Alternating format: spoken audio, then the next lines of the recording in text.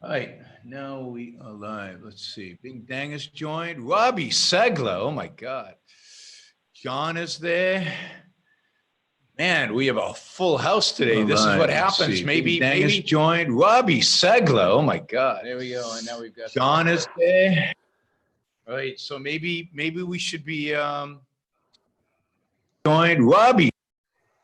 Yaron Brook. What a pleasure, sir. Maybe we should have quarantines more often. You got nothing else to do, sitting at home all day. All right, let's do this. Hold on.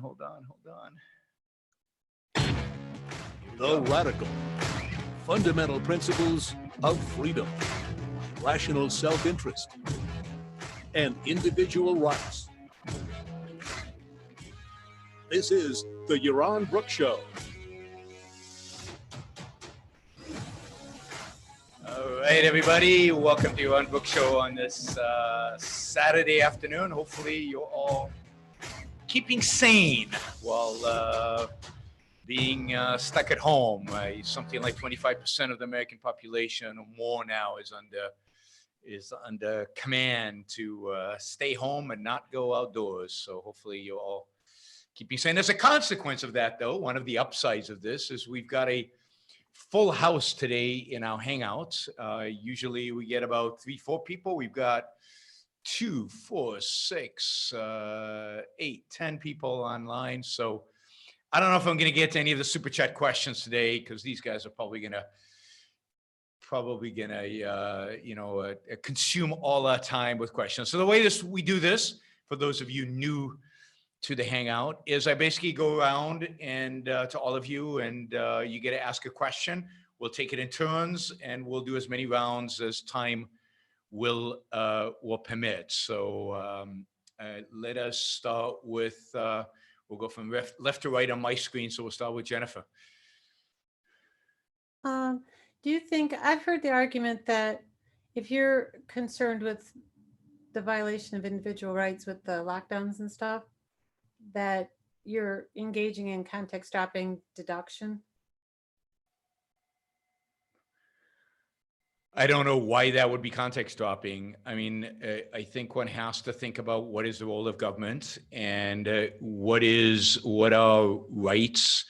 And unless you can be shown to be an objective threat to your neighbor, not a hypothetical threat, but an objective threat to your neighbor, the government has no business in dictating what you can and cannot do. So it's true that we don't have clear definitions of what threat means and what level of threat and what kind of disease, what is the death risk. That would have to be figured out by kind of philosophers of law in a proper system of government. But it can't be right that the government can have the ability to basically tell everybody whether they carry a disease or not, whether they're young, whether they're old, whether risk of getting sick or not, risk of dying or not, to self-quarantine, or to basically force them indoors and not allow them to go to work and shut down businesses. And that is clearly what violation of rights mean. It means a restriction of your freedom to action. And if your action is not a direct objective threat to your neighbor, the government has no business intervening. Now, the burden of proof is on those who believe that your actions are an objective threat to your neighbor.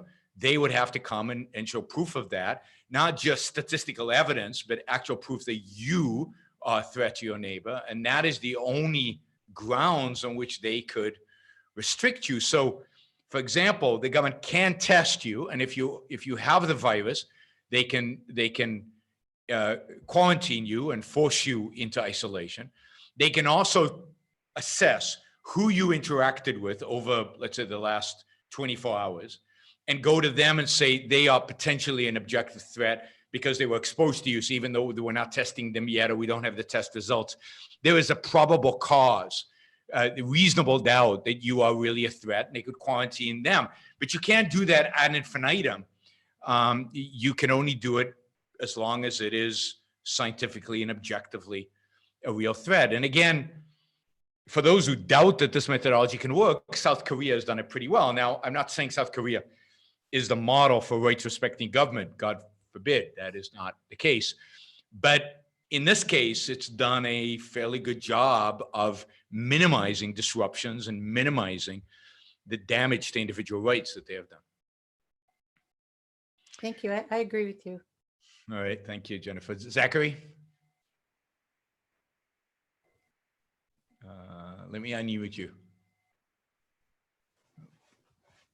Or not.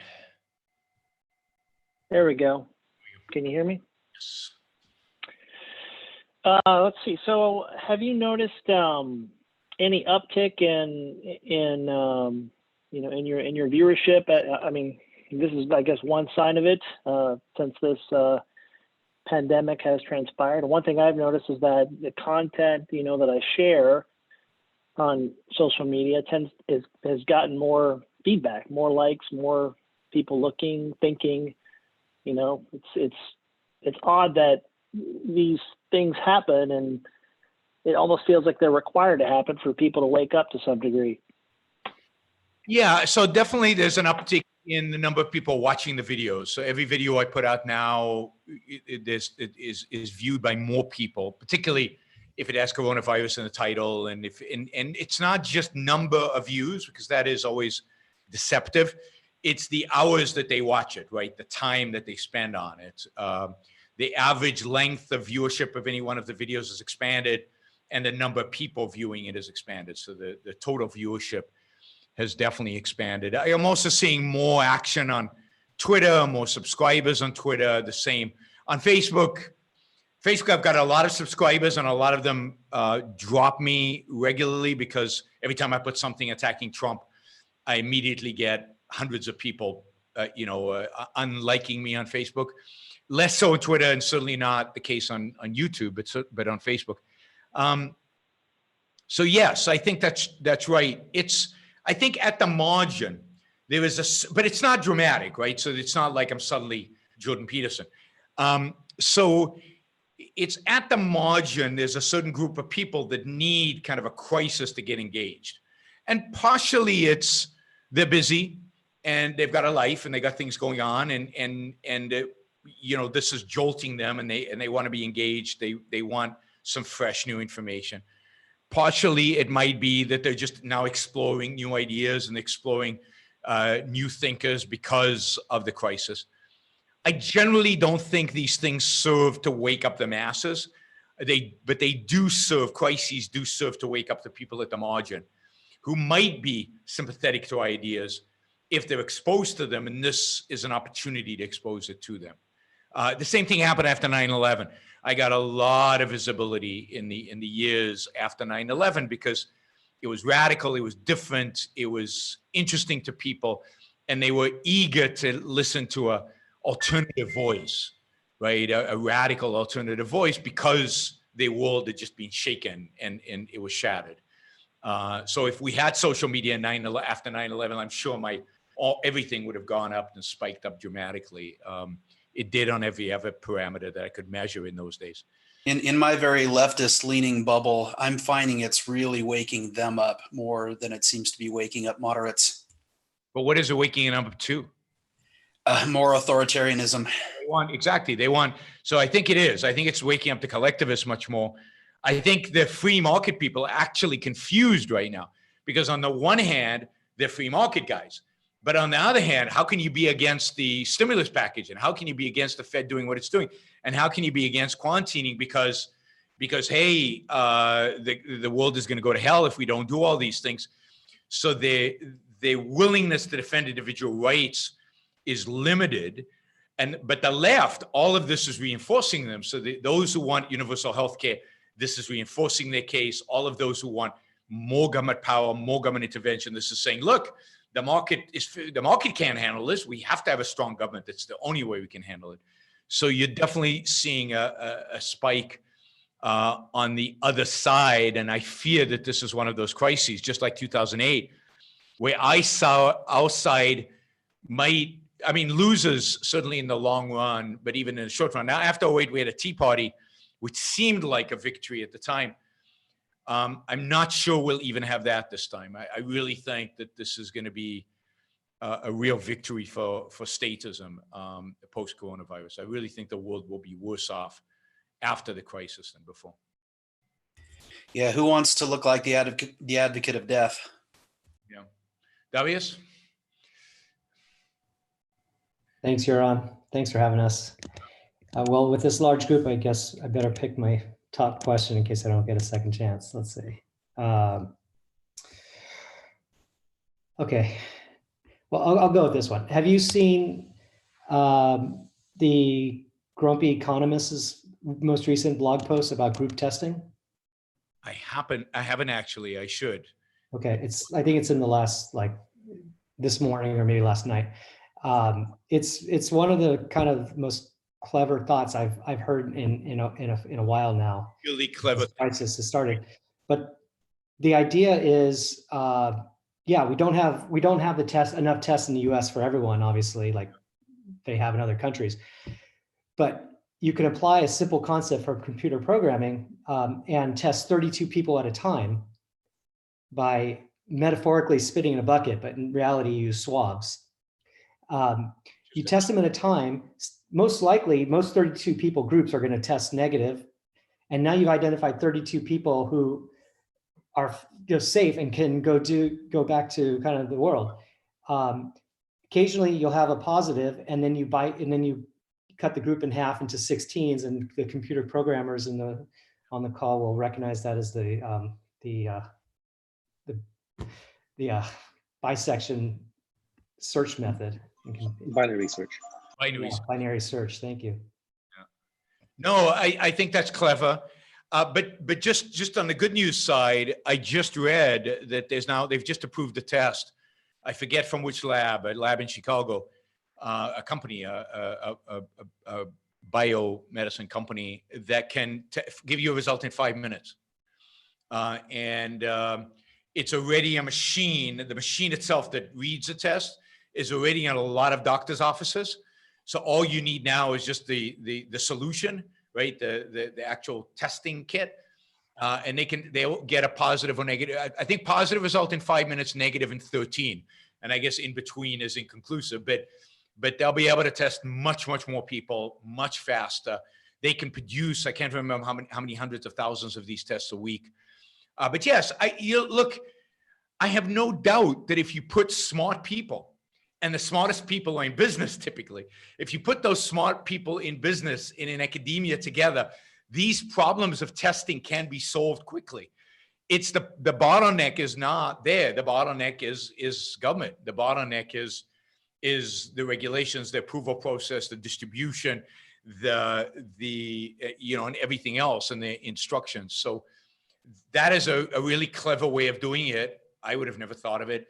And I don't know if that was John Cochran's original idea, if he got it from. No, he cites 2 economists. Yeah, so, good for them. But this is the point. In a market, people are thinking about this, and people can respond to ideas like that quickly. But my guess is that an idea like that at a clinic somewhere would have to get somebody's approval, like to do this, right? And that it wouldn't be, some government bureaucrat would have to understand this and figure it out. Oh yeah, this is a way to do it before it could be done. So that's the bottleneck. The bottleneck is not ideas in what's equivalent of the private sector. So, I kind of want to know how much rationing is going on at the state level. Are they actually stopping? Yeah, they are. We know this. So what's happening at the state level is, you get turned away from testing locations unless you have severe symptoms. Even if you have moderate symptoms, they won't test you. They'll only test you if you have severe symptoms. That's true here in Puerto Rico. My doctor sent me this thing. Don't come to us to test it unless you've got a fever and a cough. And I think I've read that about LA hospitals. LA hospitals are turning people away from testing. And I understand it. If you've got a limited number of tests, you want to test the people who you might have to hospitalize. You don't want to test the people who you might be just sending home. So you've got to prioritize, and you've got to, I wouldn't call it rationing because it's not government rationing, but it is in a sense that it's government that held up the test kits originally. Whoops, I never went. That's not good. Never went live on Facebook, but we'll be live now. All right, Bing. So my thought process have been changing as I interact with people about this, and I'm starting to see that there's two frame of thinking that people kind of try to provide their opinion on. One frame is the utilitarian framework, where what's good for society, whether it's good for the economy or is good for people's lives. And the other frame is the individual framework, or what's good for the individual. And I see that with the utilitarian framework, it's very easy for a pragmatist mind to kind of see what the concrete impacts are, and to kind of see, well, this will have an impact on people's lives, or this will have an impact on people's businesses. Therefore, I support it for this or that reason.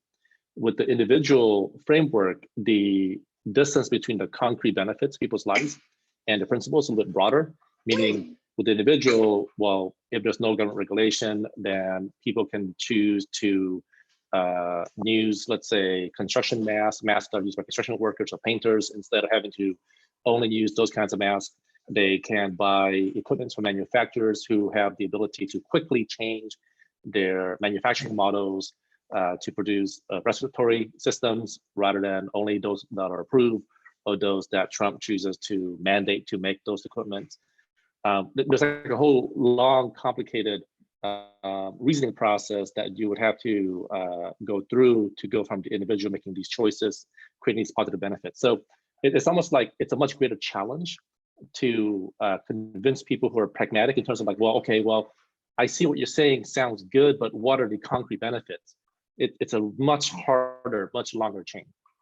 I agree, and particularly hard in a crisis, in an emergency, where people are legitimately concerned about other people, about older people, about what'll happen in society, you know, kind of, and therefore it's much harder for them not only to see how the chain relates to their life and their values, but then how it also works on a societal level. If you know, because the common response I get from people is, yeah, I mean, you might be responsible, you might be rational, you might make the right choices, but there's a million people out there going to make stupid choices and cause us all harm.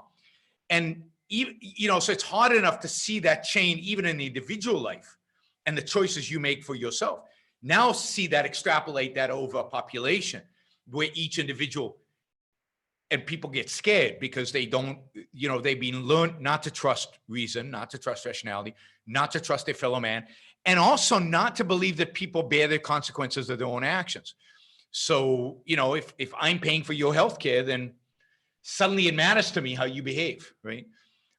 So it's this is why I don't believe crises are good for us in the sense of being able to convince people, because I think these chains of reasoning are very difficult for people, particularly people who've been conditioned their entire life to think in terms of collectivism, to think in terms of society, in terms of the group, in terms of, and to expect leadership to dictate to them what exactly should be done. Because utilitarianism necessitates somebody making a decision of what's good for the group, because the group can't decide what's good for the group, because there's no mechanism by which to make the choice other than voting, and you can't vote on everything. So somebody has to make the decision, Congress, for example, or the president, or a stimulus package of $2 trillion.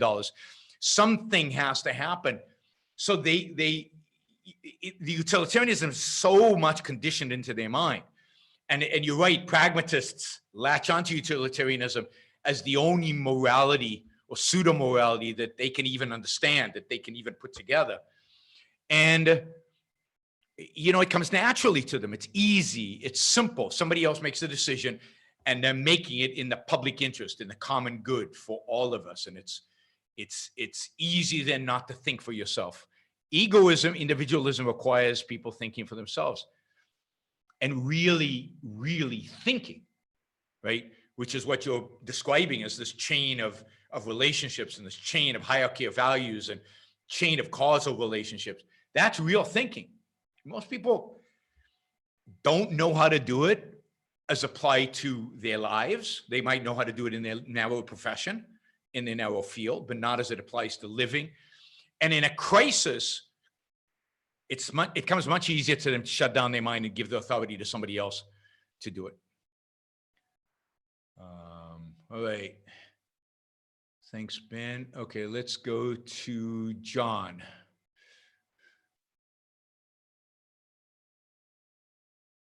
John? I'm muted. There you go. All right.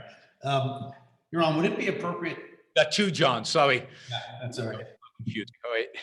So would it be appropriate to forcibly quarantine all the elderly if they are not determined to be an objective threat to others only because they're more susceptible to the virus?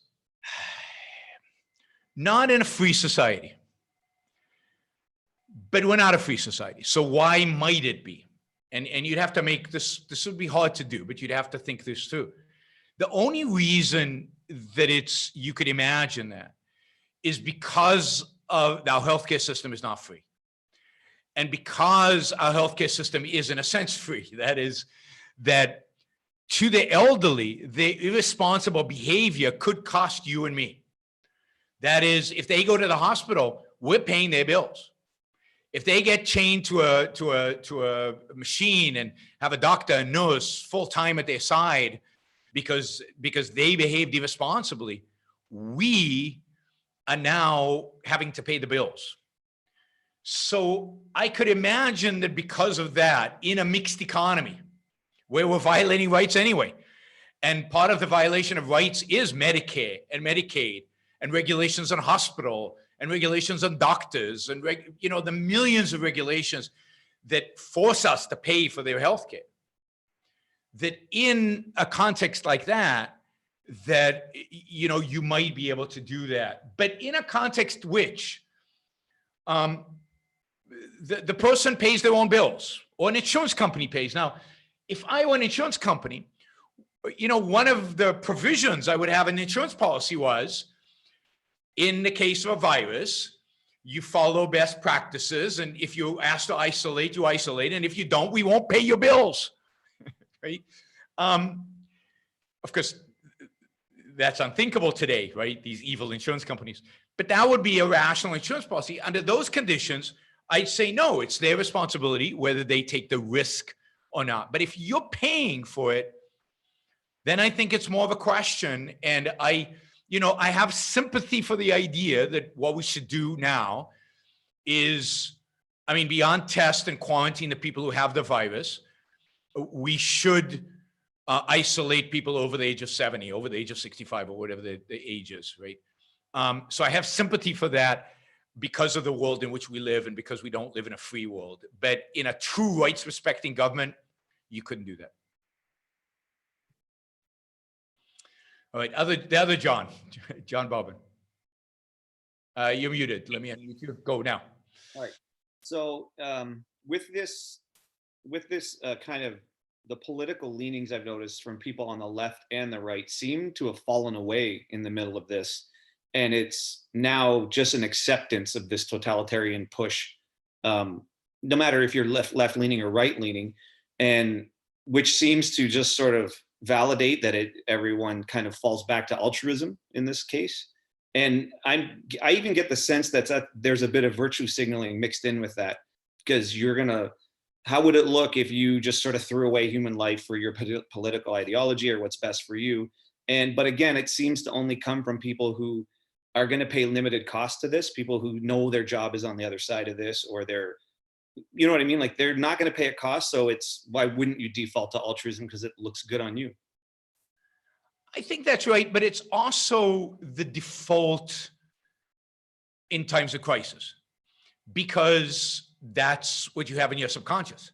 So you might fight that default in ordinary times because you want to, there's something in you that wants to be happy. So you do the self-help and you work out and you do things that you think will make you better. But in your subconscious, deep down, there is always this tug of altruism, and it affects your emotional system. And, there's always these appeals to altruism that I think work really well by politicians, by intellectuals. But then it comes a crisis. And in the crisis, often the thinking, the more rational and certainly the more self-oriented side falls away. And people revert to that more fundamental, basic, primal within them, primal side of them, which is the altruism, the collectivism. they can't think in a crisis. They don't know how to think in a crisis. They don't know how to apply reason to a crisis. And when you can't apply reason, what you default to is emotion. And your emotions are tied to altruism. They're tied to Mother Teresa. They're tied to somebody take care of me. They're tied to tribalism. They're tied to the non-thinking part, the non-conceptual part. So I think yeah, there certainly is some virtue signaling, particularly among the intellectuals who want to appear good right now, and certainly among politicians who don't give a damn about any of us. And it's all, in a sense, all virtue signaling, everything they do, because they don't really care in any fundamental sense. They're complete,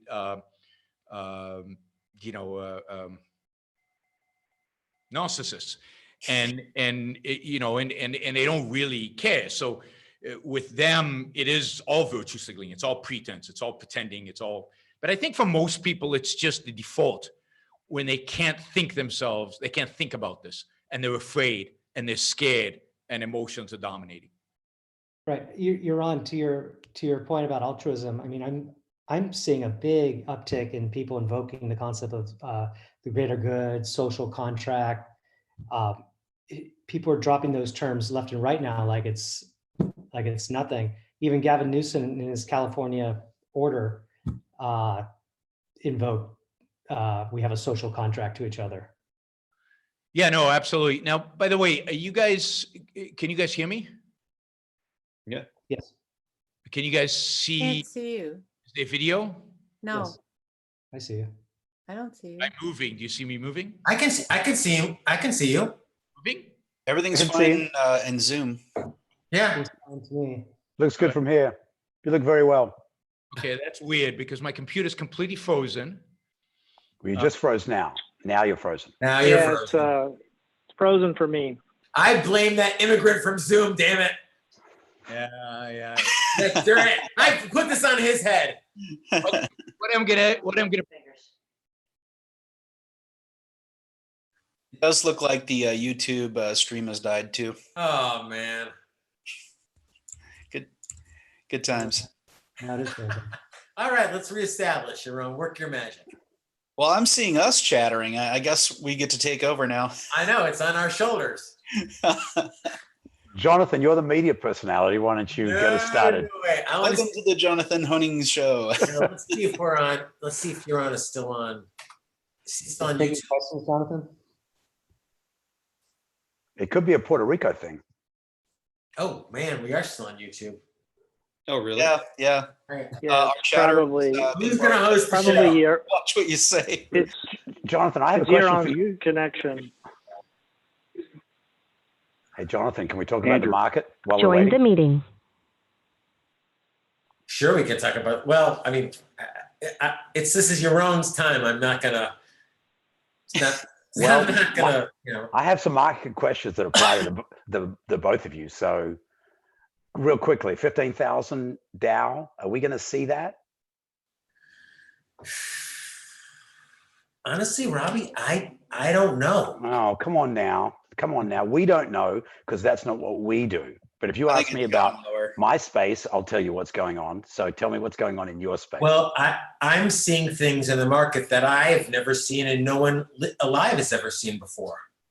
You know, you had to be alive and trading in 1930 to see these types of moves. Where are you a buyer? You know, I hate this. All of a sudden, you've got me into stock tips, Robbie. No, why not? Why not? This is everybody's paying their money. We might as well get our money's worth, right? I know, but Yes, You and, can't, the millions worst of you could be is should I wrong. be doing something to get your own back? This is, you know, we have these brilliant minds here. Oh, there he is. There he is. I don't have to give you stuff. Oh, just in the nick of time. I'm coming back for you, Jonathan. Welcome It's back, good to Puerto see Rico. you, Robbie. I hope we're going to get Ocon together. He isn't back on. So why don't we just talk until he does? Well, Just in case other people are watching. And it's an interesting question, right? I mean, Wait 1 second. Yeah, right. Here we go. well, I actually think the Aussie dollar might be a steal. Ironically, There we go. how about that? That's mean, when just a I'll just say currency. when I look at the people whose name is written, the person's name's written on the American dollar. I don't know. I'm my kind of thought is to be bearish on the dollar right now. Maybe I'm probably wrong. It's not investment advice, but yeah, are we talking about investment advice, which I'm not. we're waiting for you. We don't see your picture though, Yaron. We need it. We need a video. A picture. We get a picture. Here we go. There I am. Okay. Back. We've got two. We have two hedge fund managers. How is it Not that allowed to nobody can talk talk? about stuff. I mean, No. I mean, Jonathan might be able to. I'm registered with SEC. If I give you investment advice, any kind of advice, I'm screwed. I mean, potentially, right? So But- answering that question like a 15,000, do you think we'll see a 15,000 Dow? Is that out of The bounds? Dow, I don't follow the Dow. The Dow is an insignificant metric. Ask me about the S&P. The S&P is much more. Oh, come on. That's bullshit, Yaron. That's a 90% correlation. I know. The Dow is the I like Dow. 100%. I like the S&P. Anyway, what's the Dow at now? I don't follow the Dow. The reality. 20 back to I'm just saying, I 22,000. don't want to take the time. I think there's a reasonable chance that we see 2,000 on the S&P and we see 15,000 on the Dow. I think there's a lot of downside. You know, when the first reports come out of 100,000 dead in America, or if this really is growing exponentially, the death count is growing exponentially. We just got the numbers from New York. I mean, they're astounding. We're already at, it's growing. It doubled in 1 day in New York. So in 2 days it doubled. So imagine it doubles now in 1 day and then quadruples in a day or some. I don't know that that's going to happen, but then I think you suddenly see the market taking a huge tumble. But again, I don't know. I mean, I've seen stuff.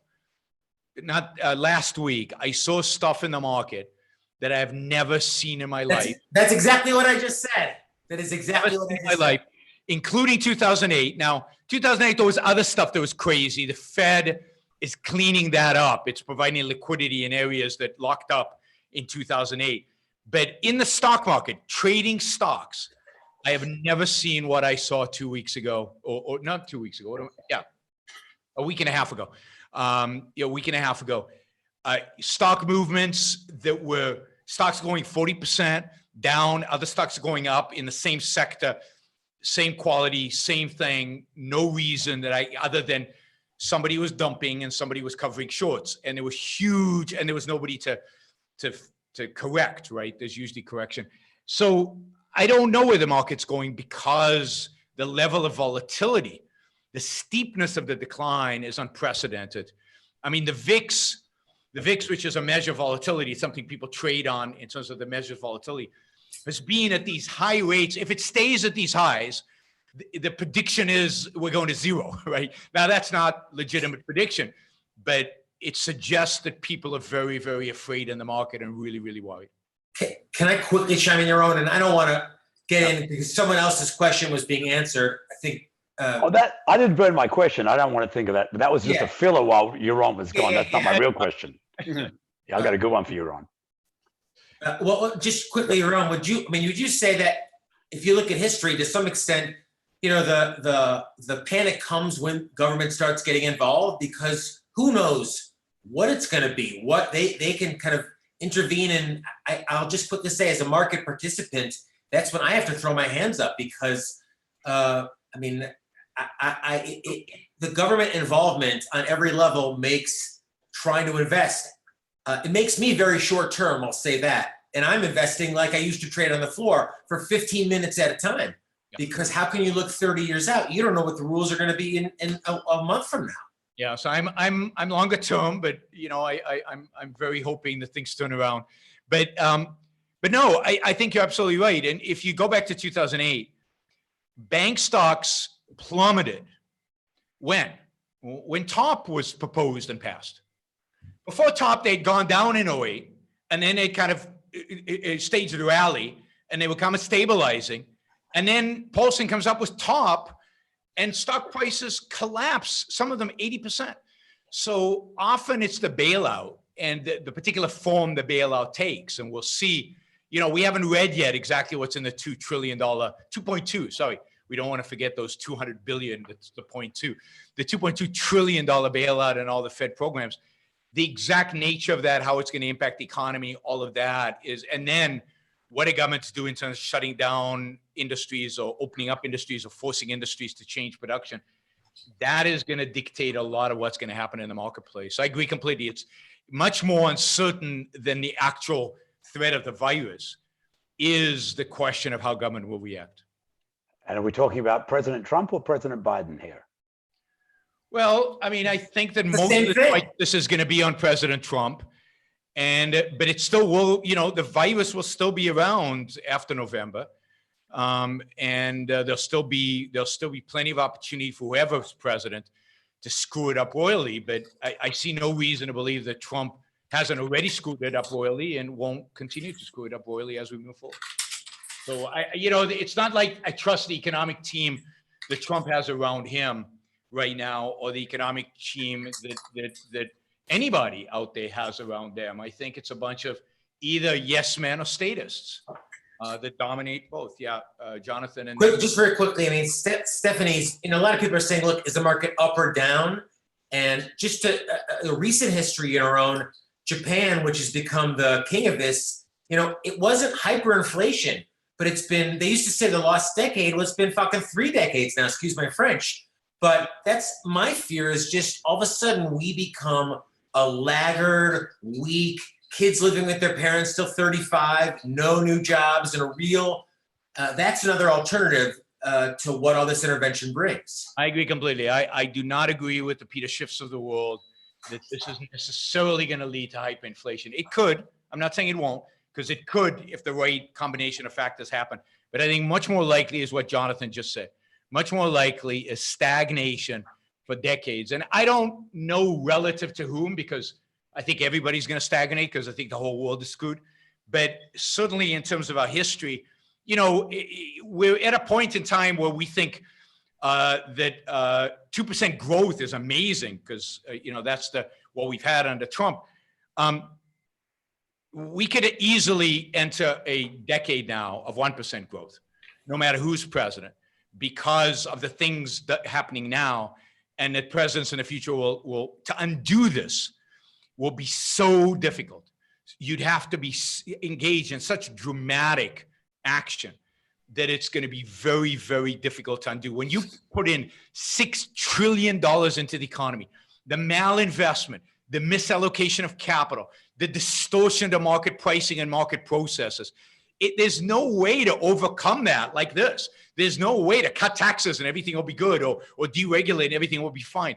This puts the United States economy backwards in terms of future growth decades. And I wouldn't be surprised if we have 0 to 2% growth for the next 10, 20 years because of what's happening right now. Because what this government is doing right now to our economy, forget Biden, what's happening right now, never mind what Biden might do, which will be on top of that, right?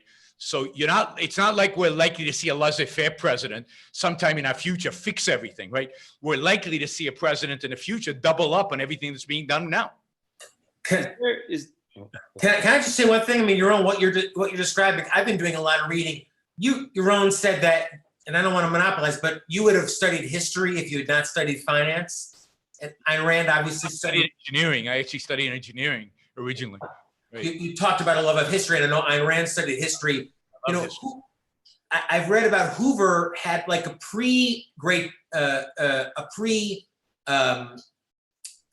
stimulus. Like Hoover raised taxes. Hoover had all these programs. Taxes, increased spending, and engaged in Smoot-Hawley tariffs. So everything he did basically guaranteed a Great Depression. So Hoover and Roosevelt came along and just sealed the deal for the next 20 years. He basically did what Hoover had already done, but more of the same.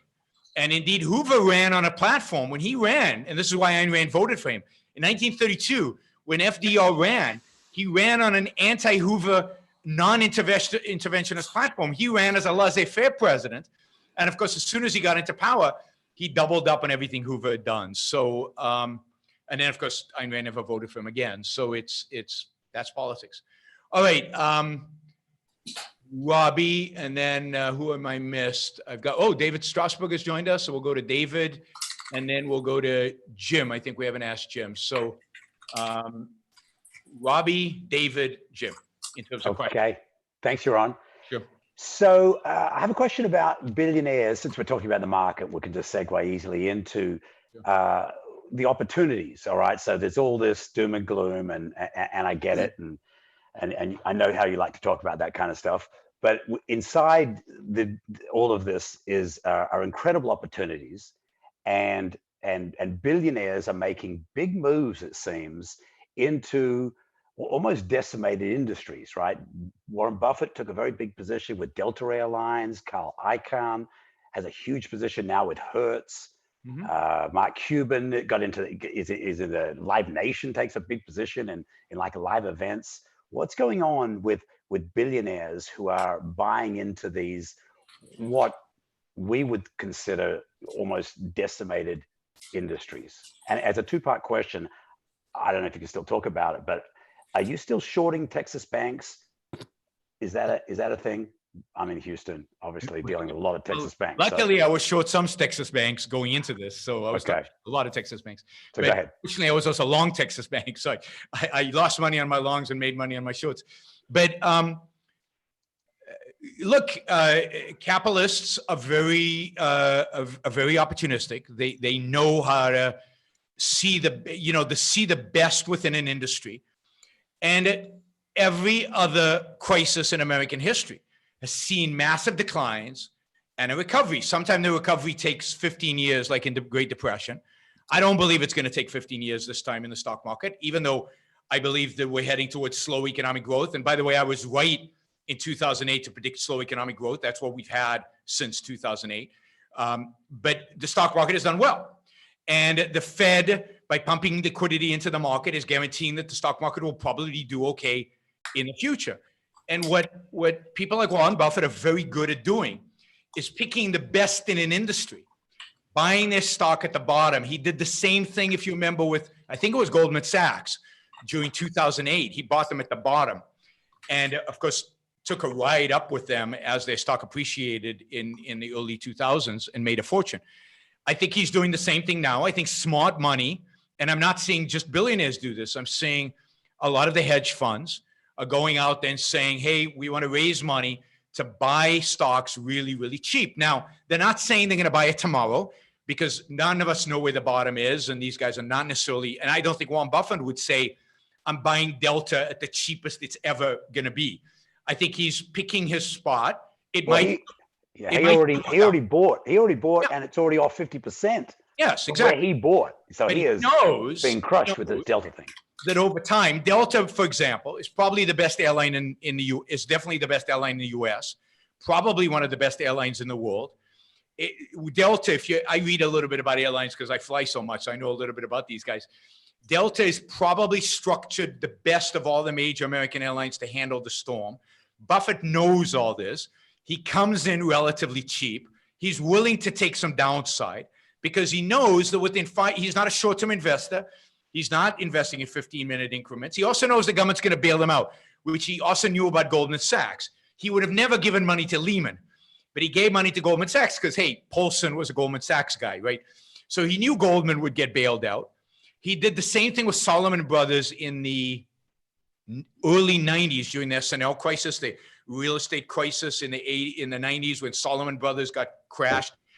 Warren Buffett came in and bought them cheap. This is what he does. You remember when he bought Coca-Cola? Do you remember when he bought Coca-Cola? The day he bought Coca-Cola was when they came out with new Coke and everybody hated it. This is in the 80s, 87, 88. They came out with this new Coke and the stock tumbled. And Warren Buffett came in, bought it cheap, and he said, look, a company like Coca-Cola might have made a mistake, but they're not, this cheap doesn't make any sense. They'll recover. And of course they did. And they redesigned the formula and they did great after that. So Buffett and entrepreneurs, what are entrepreneurs? Entrepreneurs are people who identify opportunities to make money, to make a profit, they discover opportunities that other people don't see. And I think long-term investors have a certain level of confidence. And I think their confidence is justified. That the U.S. economy will come back at some point. It might take a long time, but it will come back at some point. And then when it does, they're going to make a fortune. And they've done it in the past and it's worked. And I really, really, really do hope that it works this time. Yeah, I love Warren Buffett. I love these guys, and I think they're heroes, and I hope that they make a lot of money.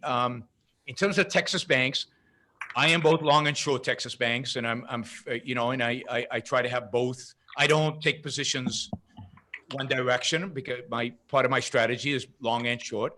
I think some Texas banks obviously are super cheap. Others are quite expensive on a relative value perspective, right? Relative to, so there's some very cheap and some very expensive in the same region, in the same area, in the same types of loans. I make money by shorting the expensive one and longing the cheap one and seeing that gap convert. And how do you rate those? How do you know what's expensive and what's cheap in a Texas bank? On a price to tangible book basis, relative to history, relative to their loan portfolio, relative to non-performing loans, relative to the kind of deposits they have. I mean, it's a science, right? You know, that's why I get paid the big bucks sometimes to do this. When I make money, I get paid the big bucks.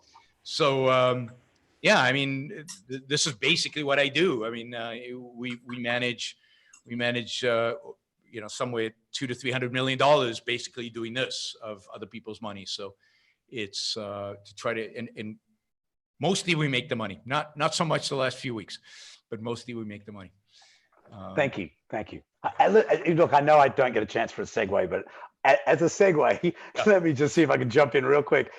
You clearly have two occupations, what we're seeing now, and your hedge fund trading.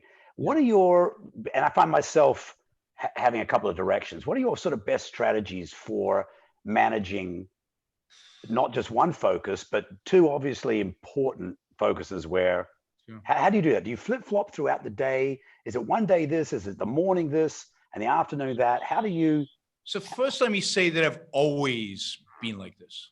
So ever since you've known me, Robbie, I've been doing more than one thing. I've had art stores, I've sold art, I've run hedge funds, I've run the institute, I've been a finance professor, and I've always doing more at the same time. Yeah, at the same time. Always doing more than one thing at a time. It's how I live. You know, so for example, right now, in the past, I prioritized the institute and objectivism. And then in the times when they were slow, like in the evening, or if there was a break in the day, I would do hedge fund stuff. Or you know, if I had to go on a trip for the purpose of the hedge fund, I would allocate that time for that.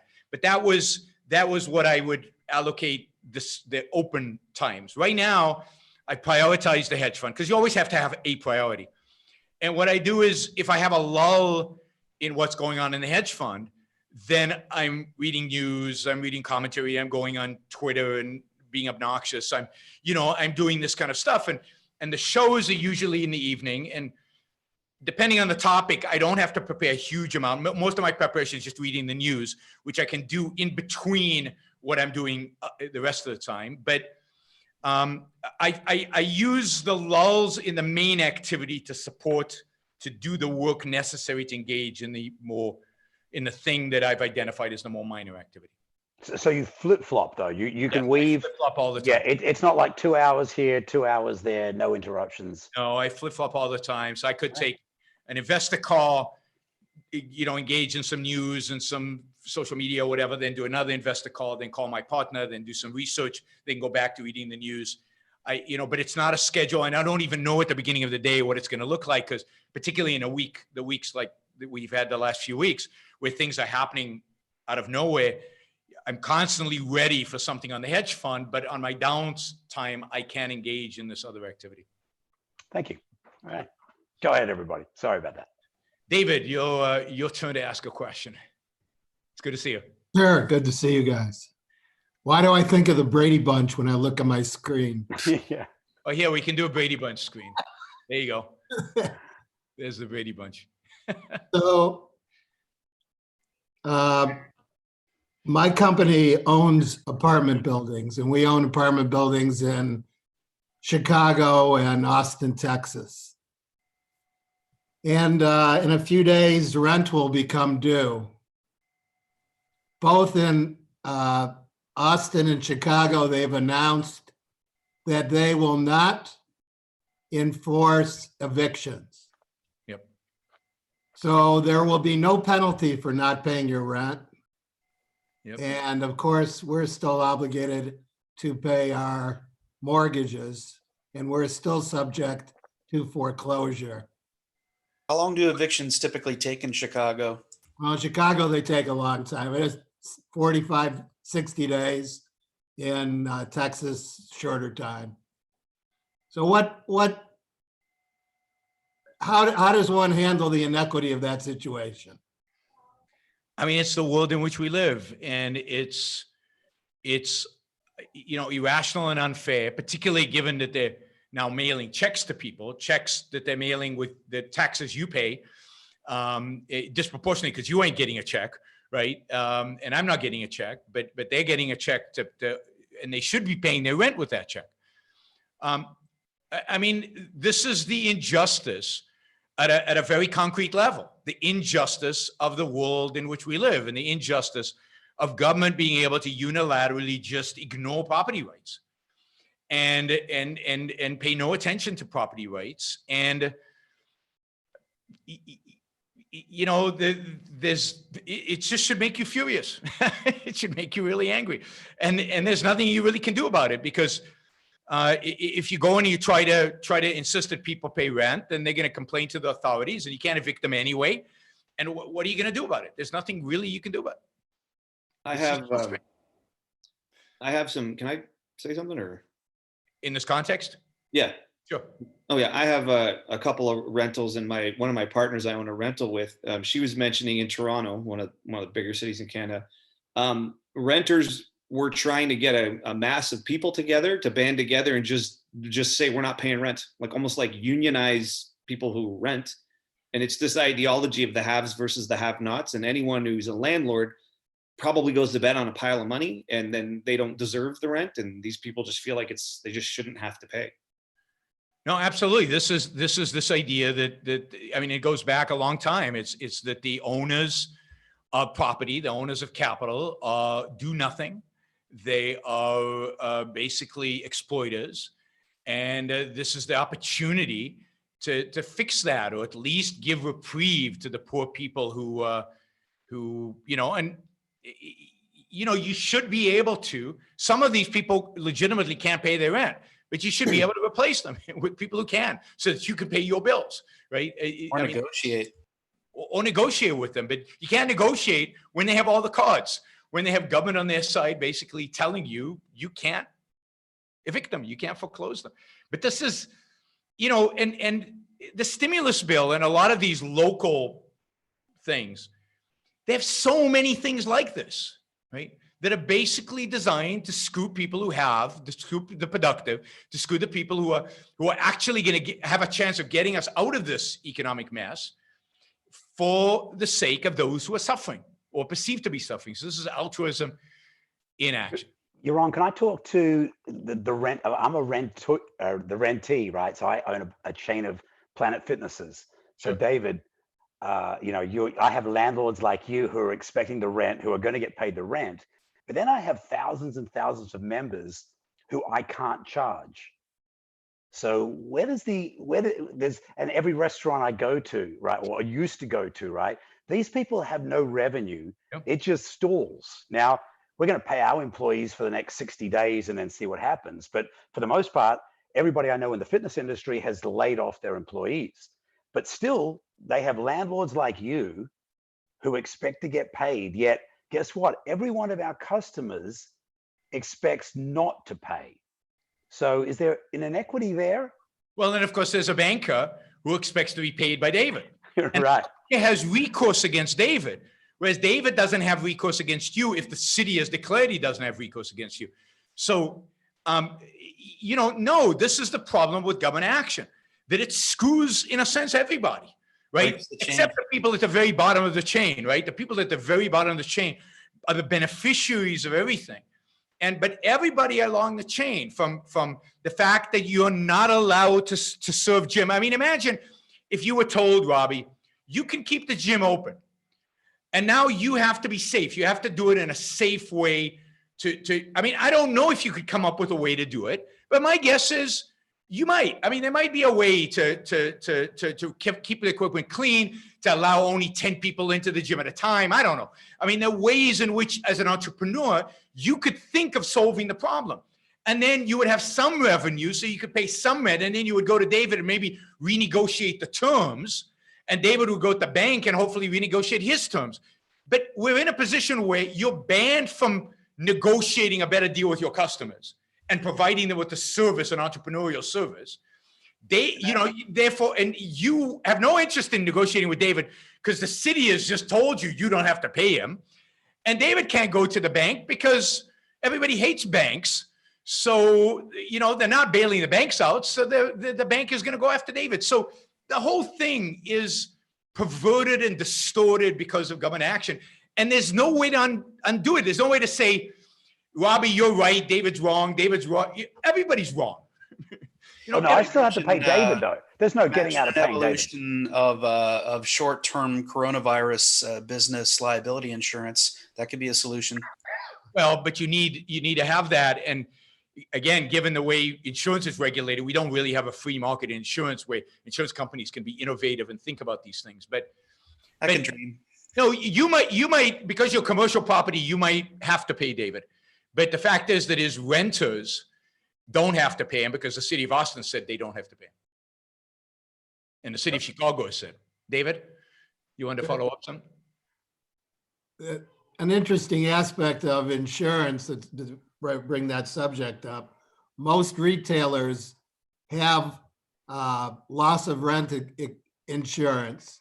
However, virtually every policy out there excludes situations like this where there's a pandemic. Yep. Or terrorism.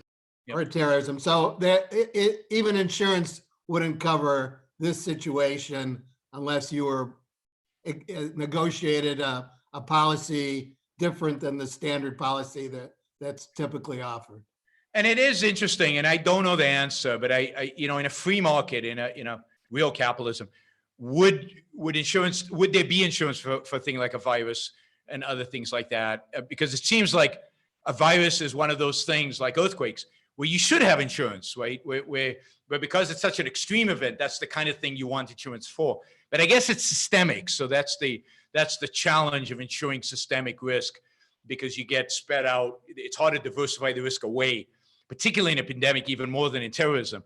So maybe that's why you can't. And then everybody has to self-insure.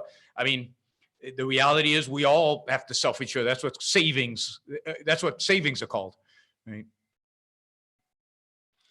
Okay, let's see. Who haven't we had? Jim, you, and then we've got a caller from 917. So we'll take the caller. We don't have a name, but so Jim, you go first. Let me, you unmuted. Yeah. Well, it's going to be a bit of an arcane question for you. And it seems hard to imagine, given these times, this ever happening. But if you were tasked with, and assuming a general political environment of winding down government, but if you were tasked with making a broad plan for winding down the Federal Reserve System, what would you consider sort of the broad outline? It's really difficult. So you couldn't do it in isolation, because the Federal Reserve System is tied into bank regulations on a massive scale. And of course, it's also tied into deficit spending by the federal government. I'm not sure the federal government would have to shrink while you're doing this, because if the Fed just disappeared one day, all that debt could not be refinanced and the federal government would basically collapse. Not that that's necessarily a bad thing. Maybe that's the way you really shrink it. But it would literally go bankrupt. It wouldn't have the means by which to print the money to cover its debt. So you would have to recognize, so you'd have to do it over time, and you would have to do it while you were also restructuring the rest of the government. And primarily here, bank regulations. So for example, a lot of what the Fed does is to protect banks. And the reason the banks need protection is because they've got these bad incentives that are built into things like deposit insurance. So while you're dismantling the Federal Reserve, you'd also have to deal with deposit insurance and find ways to privatize it and to get rid of it ultimately as a federal program, as a systematic risk. But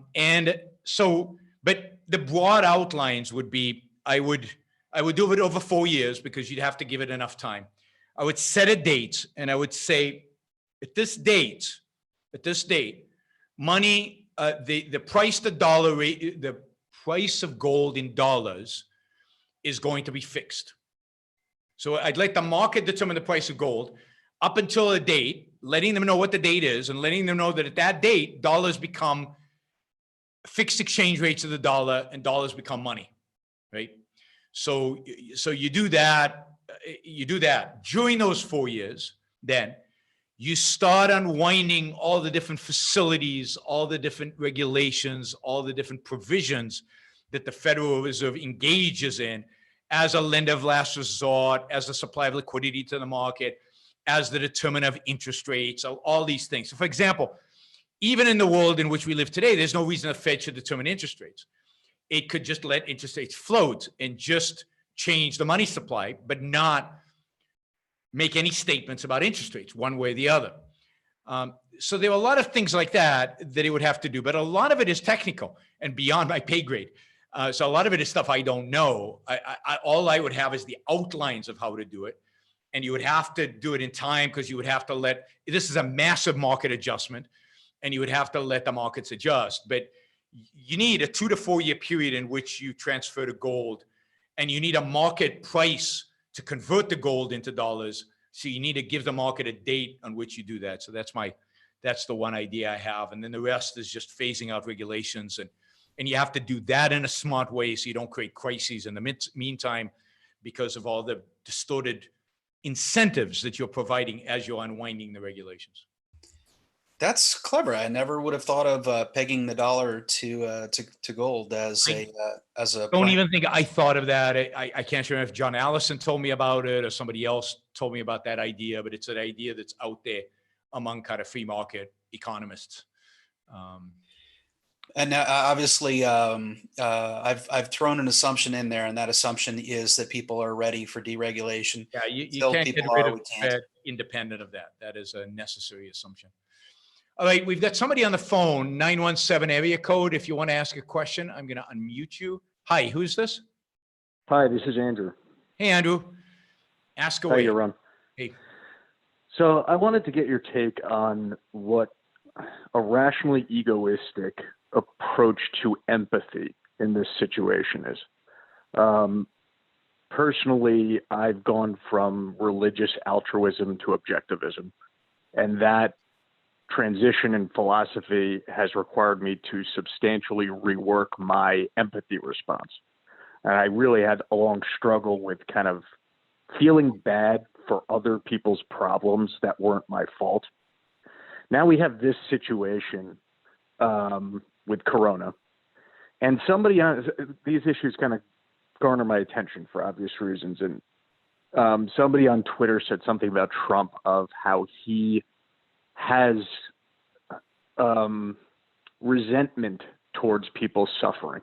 Like he sees it as weakness per se.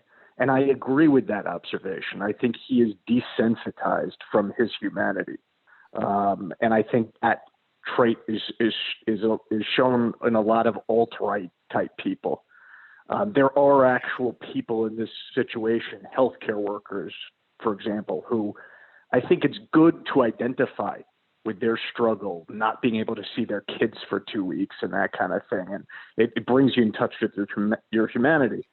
On the other side is I'm seeing a lot of these calls for kindness, kind of limitless kindness and compassion. And maybe it's because I see this from the former religious altruism that I read too much into it, but some of it I think is guilt tripping. Yeah. And this attempt to limitlessly drain the positive energy of somebody for something that's not their fault. Yep. So I wanted to get your take on what you think is kind of a rational approach where you're still in touch with your humanity, but if you're being moral under objectivism, you can't exist in this permanent state of sadness because you've got to survive and you want to be happy. So I just wanted to get your take on that. No, I think you've got it. I think you're absolutely right. So I think it's completely legitimate to feel empathy towards somebody who is suffering of no fault of their own, whether it's just somebody who got the corona flu and is now in a hospital bed and his life is at stake. And I mean, that's a legitimate reason to be, upset or saddened, because there are a lot of people like that, and they might be people you know, they might not be people, they might be people you don't know, but partially you don't know because there's so many of them right now. And it's sad that people are going through this.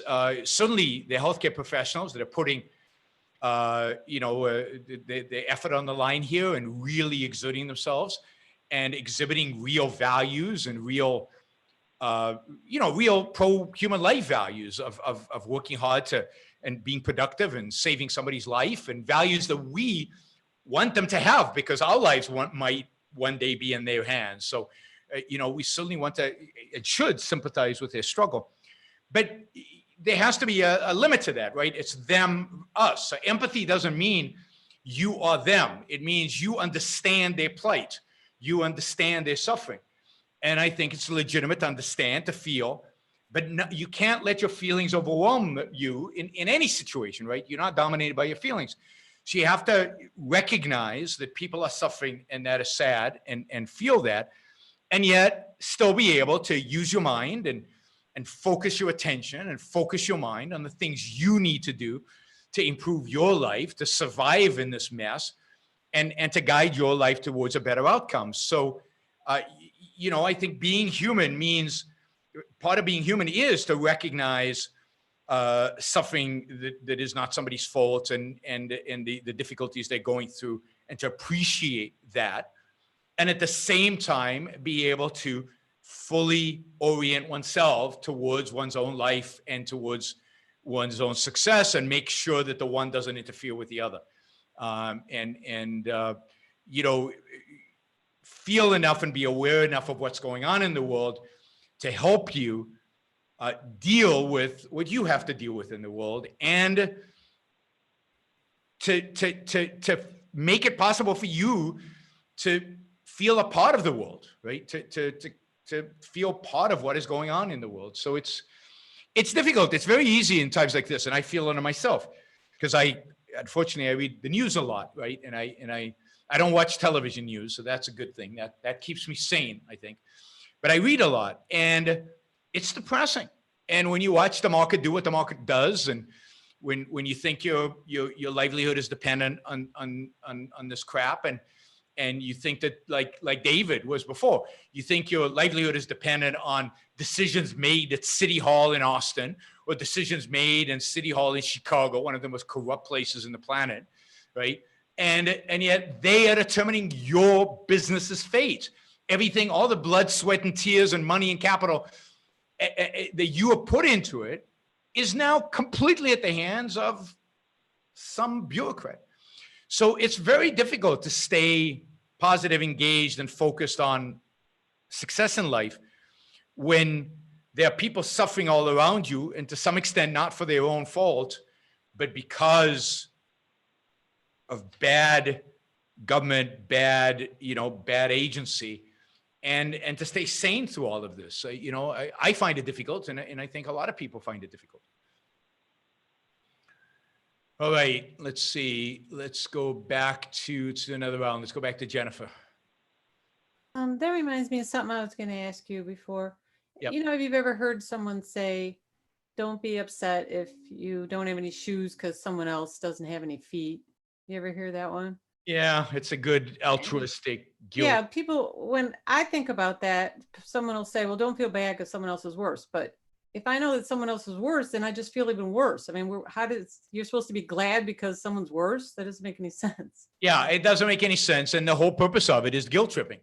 It's purely to make you feel guilty for the fact that whatever you have, and to feel guilty that you felt disappointed, or that you felt bad that you didn't get it. So it's all about guilt. Jewish mothers, Catholic mothers are experts at doing stuff like that. You should be glad I put these horribly tasting vegetables on your plate because they're kids in Africa. In my day, you could date people based on the country that their mother used to guilt them to eat their vegetables, right? So yeah, it's China for us. What's that?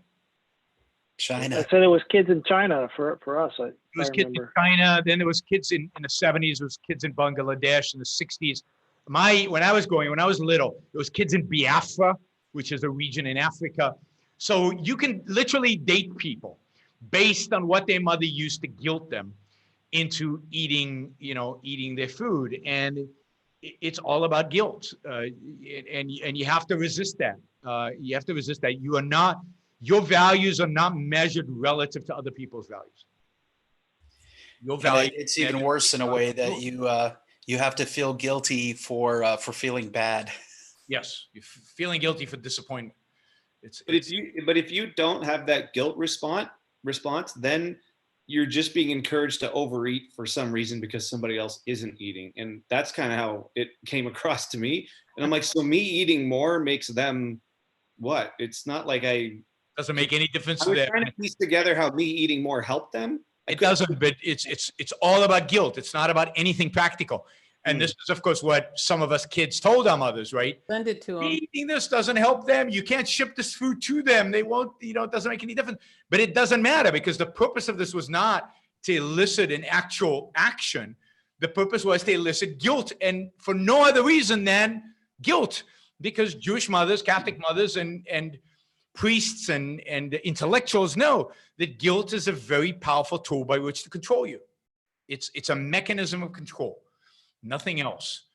It's not supposed to elicit an action.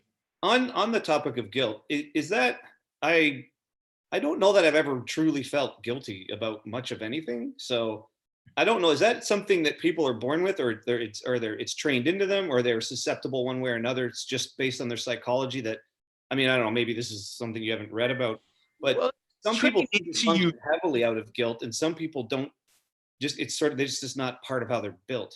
It's training you, and there's another aspect of it, which is that there's such a thing as earned guilt, where you do something wrong, and you recognize you've done something wrong, and you want to make amends about doing something wrong, and then you feel that emotion that you feel, I've done something wrong, shit, that emotion is earned guilt, right? And you should feel that. You should feel, I did something wrong. You should feel bad, and healthy people do. The kind of guilt that mothers inflict on us is unearned guilt. It's not for anything we did.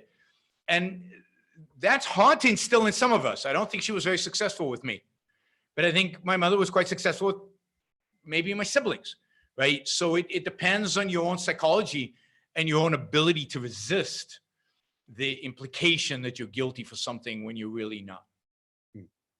John, did you have a question since we're on you? No, yeah, you can go on. Okay, Zachary? Yeah, I mean, just on this whole topic of, altruism and how difficult it is for people to think any other way. I noticed, I don't know if you guys saw that Mark Zuckerberg, I think he's giving $25 million to coronavirus research. I guess, and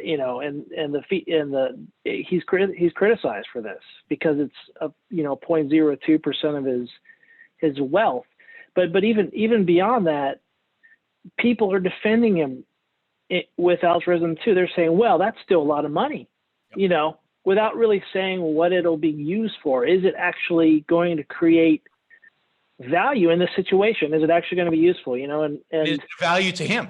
Right? Is it a value to him? And my guess is it's not. My guess is he's motivated by altruistic intentions to some degree. I think the emotion might be empathy, but I think the response is altruistic. I'm just going to give money. I do think partially some of these billionaires think, no, I can use my, this is a real problem. I'm suffering. Well, yeah. Bill Gates invested, I can't remember how much money, a few tens of millions of dollars, to do research into pandemics like 3 years ago. They were working on vaccines and stuff like that, and he was ahead of the curve. I mean, Bill Gates was way ahead of this curve. If you want to see a really brilliant TED Talk about the coming pandemic, there's a Bill Gates TED Talk from 3 years ago about what's going to happen and how we should prepare and what we should do. And it's brilliant. I mean, this is the guy who should be running stuff, right? But now he is unfortunately calling for lockdowns and shutting everything down because the guys in charge are so incompetent. That's the only solution anybody can come up with. But so it's a combination for them. I think it's a combination of I'd say this, the problem is that in the world we live in, we can't tell what motivates them, right? So what should motivate them, what we would think is values and actually contributing to solving a problem that affects them and affects the people they love and affects their customers and affects, and it's a good thing to do. But because altruism is so dominant in the culture, and because they are required to virtue signal, to show their altruism, we don't know if it's real altruism, whether it's just them pretending to be altruistic because that's what people expect of them, whether it's true values that they're seeking, or whether it's a little bit of everything, which is what I suspect it is. It's a combination of all those things. It's some doing what other people think is right, second-handed kind of approach. It's some true altruism and some real values. And the problem with him and Bill Gates and all these guys is, since they can't separate this out in their own minds, then certainly we can't from the outside. There's just no way to tell. But it's really horrific the way these guys are being treated. It's pathetic. And of course, Warren Buffett will be accused of taking advantage of the market tumble to make money because he bought stock cheap. Right? Oh yeah, I'm seeing that all over the place. Yep. But I think a lot of people, getting back to just empathy, I think a lot of people honestly feel empathy and want to help, right? And I do too. But then they'll just give money. I'll just give $50 and they share, or more than that, right? And they share it with their friends, and that's helping to them, right? And for me, that's just not enough. If they're going to give this test, supposedly there's going to be a test that's come out that will determine if you have the antibody for this virus, and then I read that if for those that do, they can give plasma or blood, and it would be very, very valuable.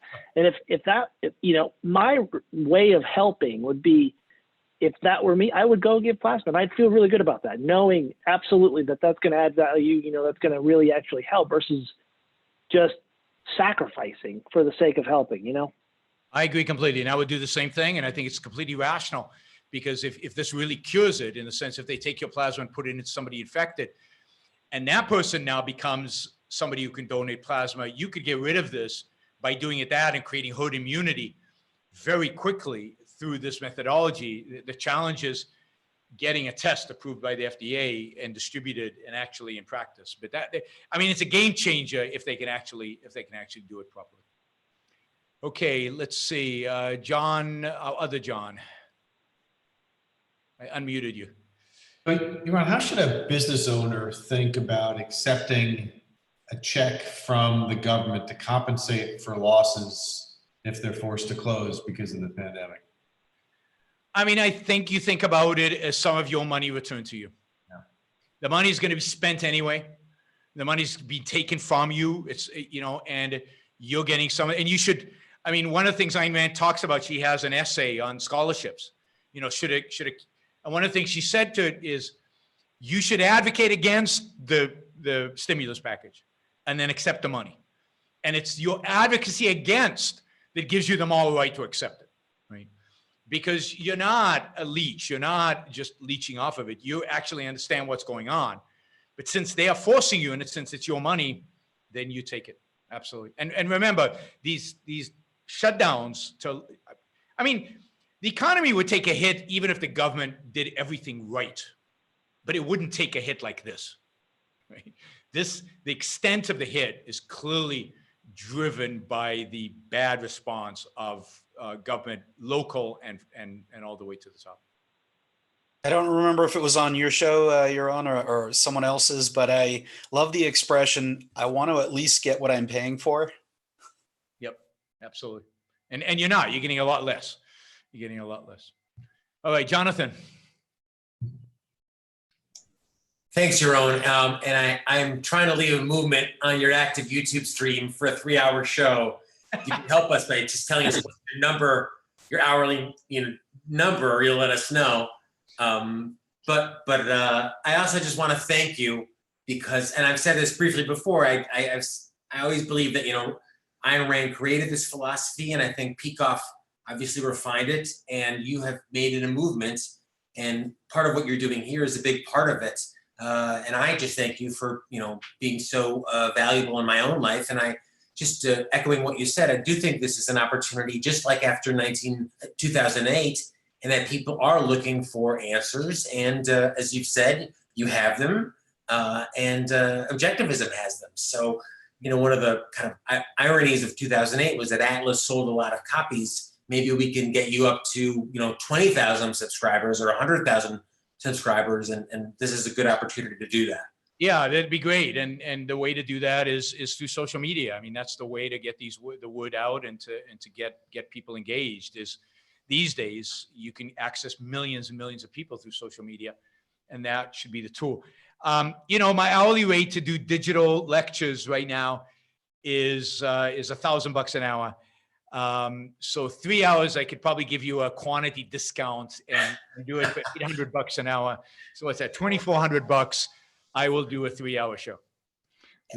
Well, that's good to know. Let me quickly get in my question then before. Why start charging you? Yeah. Just really briefly, we've talked a lot about economics, but I want to ask one as well, if I could. When you see rates on bonds jump from 2 to 5%, or on preferred stocks from 5 to 8 or 9%, Yep. and then the Federal Reserve or the government comes in to fix that. Yep. I think of that as what Rand described as evasion. That the market is saying this risk should be 5 or 6 or 10%, but the market is coming in and evading that. Do you agree with that kind of application? And if so, how can I convince people that that's wrong, that is ultimately destructive in their interest long term? I mean, the fact is that if we don't price risk properly, then people take too much stupid risk. Because the thing about prices is they adjust the risk return trade-off. And what the Fed is doing is completely screwing up the risk return trade-off and encouraging people in a time that is objectively risky and objectively dangerous to take on more risk than they should. So if the bond should be at 7, reflecting 7% risk, right? A certain level of risk that is represented by 7% return. And the Fed artificially drives it down to 2%. A lot of people are going to go into it thinking it's not risky when it really is. The market has suggested it is.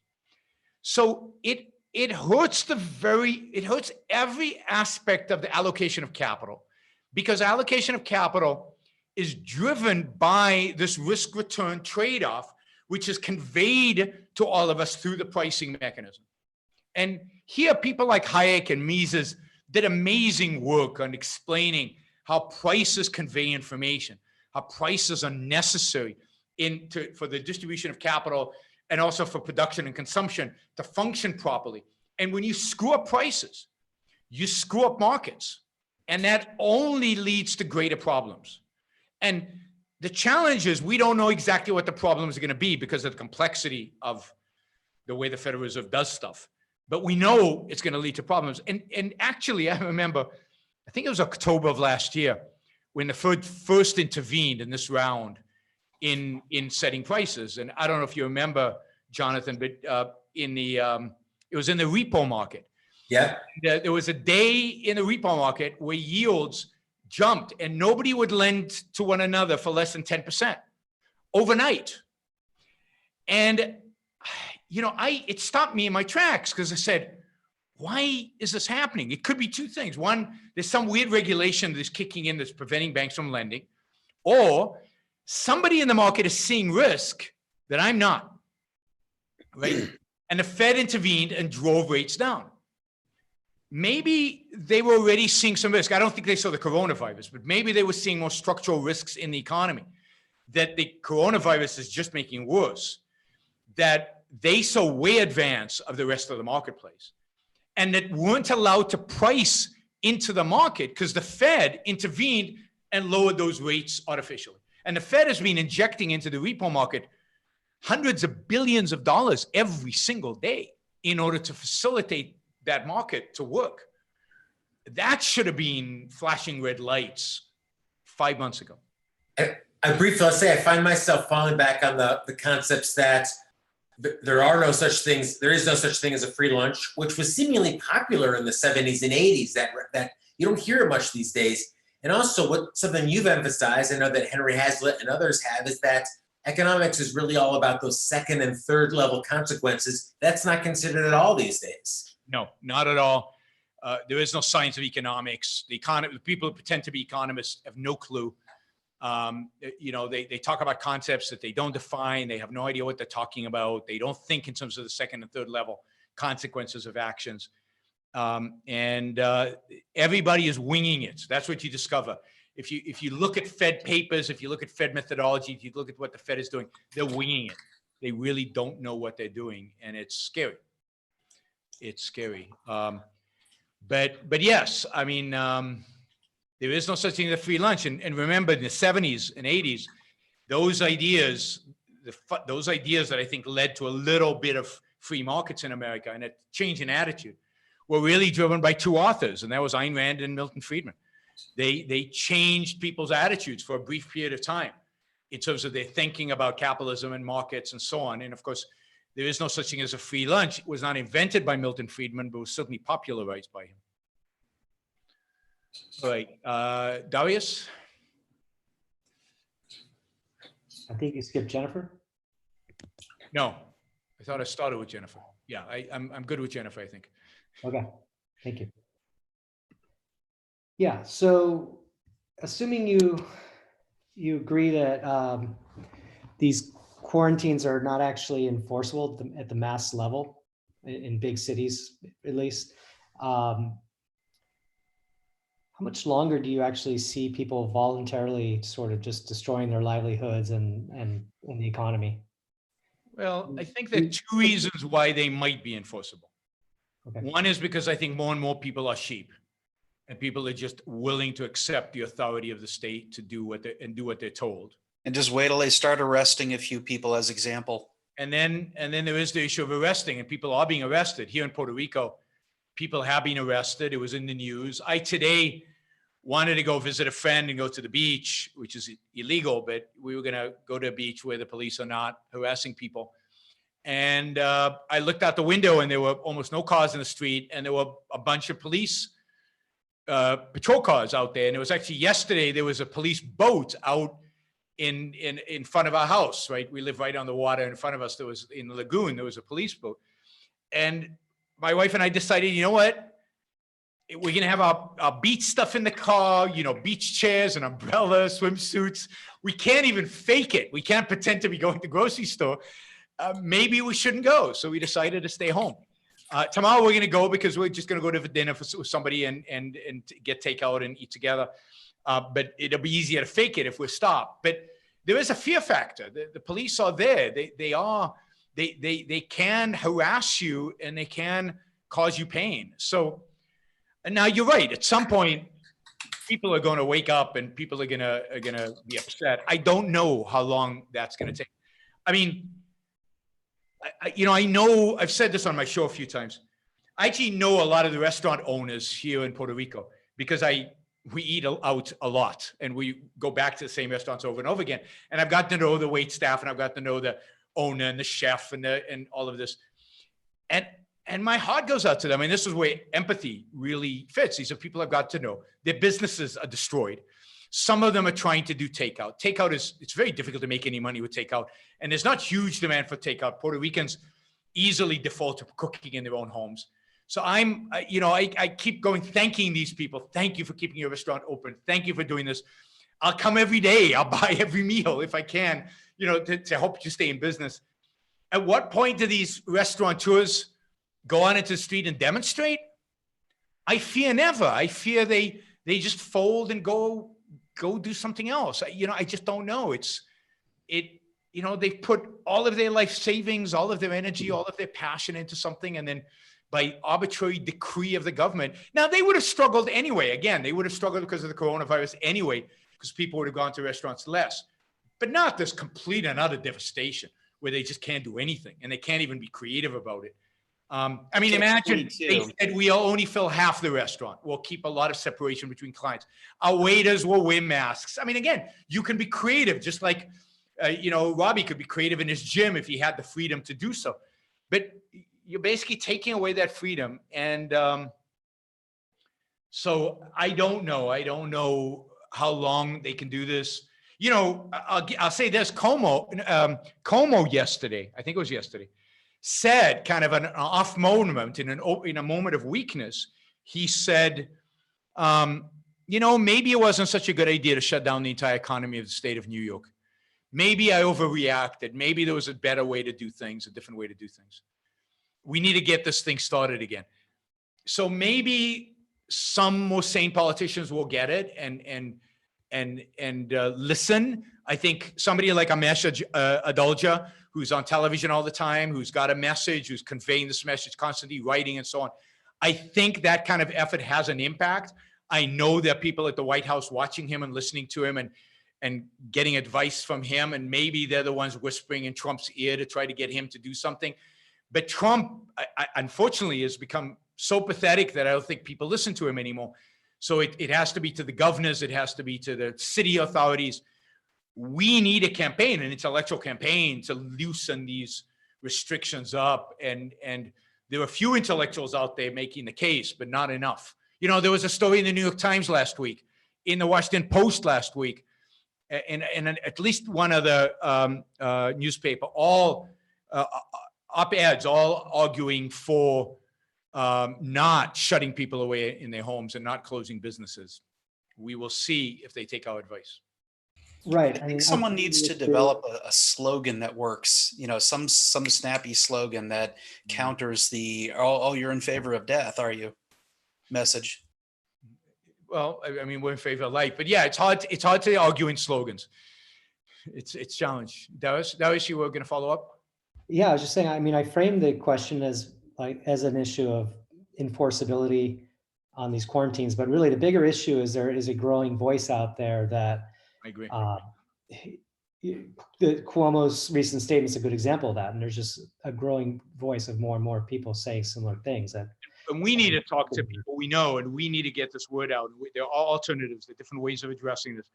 And I'm trying to get as many articles about this up on the website, and other countries are doing it differently and so on. And I'm hoping that over time, these restrictions will be loosened, and sooner rather than later, because it's going to be urgent. And I don't know what the time frame where it does the minimum amount of damage is. But again, sooner the better. But if it goes on for another month, we're in deep trouble. Shutting down the economy for 6 weeks. I don't know. I have a prediction. I have a little prediction that it's going to be which deaths are bigger. I think we're going to start seeing people counting the dead from all of this quarantining and killing the economy. But given death, people will err on the side of caution, which means on the side of government shutting everything down. That is the direction people almost always err on, and what politicians definitely err on. All right, Bing. Just to kind of give some new information on that Como thing. Apparently, Trump saying he might shut down part of New York, and Como is pushing back, saying that Trump doesn't have the authority to. So it's kind of ironic. Yes. So now we're getting the reverse. And that's the thing with Trump. You don't even know what he's going to say tomorrow. Yesterday it was for opening up before Easter. Now he's quarantining New York and parts of New Jersey and parts of Connecticut. So it changes day to day. So, yeah. So objectivity is relational adherence to reality, and meaning adhering to the facts. And facts are things that exist previously and exist currently. There are no facts in the future because it has yet to arrive. And so what I've seen is that people can adopt different views when they're looking at the future. And one person might say, well, my chance of dying from the virus is 1%. Another person will say, well, my chance of living is 99%. And those different views have a dramatic impact on your emotions, on how you feel about things. And I try to find ideas and objectivism that relates to this. And the closest one that I can see is when at the end of the Atlas Shrugged, Dagny said to God, we didn't have to take it seriously. And he said, no. And you think about the impact that she had to go through in terms of like losing her life's work in her railroads, losing her friend, Eddie Wallace, losing pretty much all of her wealth. I mean, she went she lost everything, right? She became basically a refugee that left everything to go to another country. So is there some sort of idea in objectivism in terms of like that, there's objectivity in terms of looking at the facts, but also how about looking at the future? Yes, I mean, I think there certainly is, in a sense of, I think partially it's the benevolent universe premise, this idea that, because what you described is, do I look in a sense at the glass half full or half empty, right? Right. Both are correct, but there's a completely different psychological orientation and a self-esteem orientation to looking at it full versus looking at it empty. And I think that objectivism does have something to say about that. Generally, life is forward moving, that life is a positive, that if you take the right actions in reality, if you adhere to the facts in reality, positive things happen. So the orientation should be towards the positive, even when things around you look like they're really, really bad. So partially, I think the philosophy does have something to say about it, but mostly I think it has to do with psychology. I think it has to do with your psychological orientation. And there's a lot of interplay between philosophy and psychology. I mean, if when you read Ayn Rand, it's amazing how psychological her philosophical essays are, how much he talks about psychology and the psychology of people and why they hold certain ideas. And it's not just that they hold ideas because this is what they were taught. It's they hold ideas because they serve a certain psychological function, or the psychology kind of drives them to hold these kind of ideas. And I think that's what's going on here. It's people with low self-esteem are generally going to see the glass, the risks, the dangers. They're going to be driven by emotion. They're going to be driven by fear. Fear is a very powerful emotion when you don't have self-esteem. And people with self-esteem and with confidence, with assurance, with a commitment to reality and facts are much more likely to say, I can cope, I can deal with reality, and then address the probabilities, because a lot of thinking about the future is probabilistic thinking. It's thinking about the probability of certain things happening, and that's a factual issue.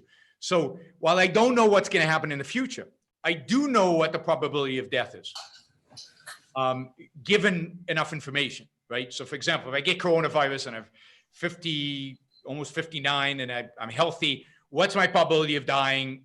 Pretty low. It's under 1% is a good guess. I think it's a good estimate, and I'm living my life that way. And if I'm over 80, whoa, my probability of dying is 15%. So, and I take into account that objectively. Objectively means taking the probabilities as a fact, not as a fact about the future, not that it will, because the probability is not telling me what will happen in the future. It's telling me what the chance of any particular event happening. I think people are very poor thinkers about the future in that sense. People are very bad with probabilities. Probability theory is hard, and people don't know how to do it. And they way overestimate risk because of fear factors. And then in other occasions, in the right kind of circumstances, they way overestimate the positive. They way overestimate, so people call it cognitive biases. I don't think that's the right way to think about it, but it's not being rational about assessing how the facts today impact the future. And that takes an act of objectivity to do that. It's identifying the facts today and then identifying how are they going to impact the future. So if someone says it's half empty or half full, I mean, they're both still being objective to the facts, though. If it's 50-50, yes, in that case, that's true. But the example you gave, which is more realistic, is your chance of dying is 1%, but they go 99. What are they emphasizing? The 1% or the 99%, right? Are they emphasizing the risk of death, or are they emphasizing the possibility of life? But if it's 50-50, or even if it's some way close to that, then it's more of an issue of, again, it's your confidence to make the 50% that is pro-life more meaningful, which is a self-esteem question.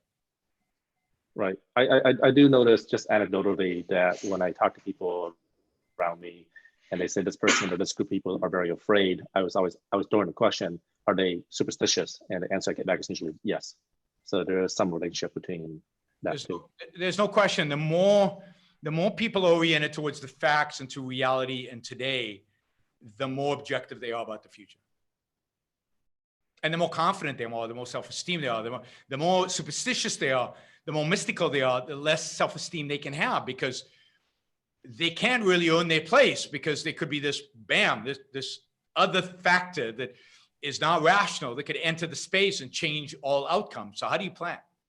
How do you know you belong on Earth? How do you get that sense of confidence when there's this random element that's outside of anybody's control?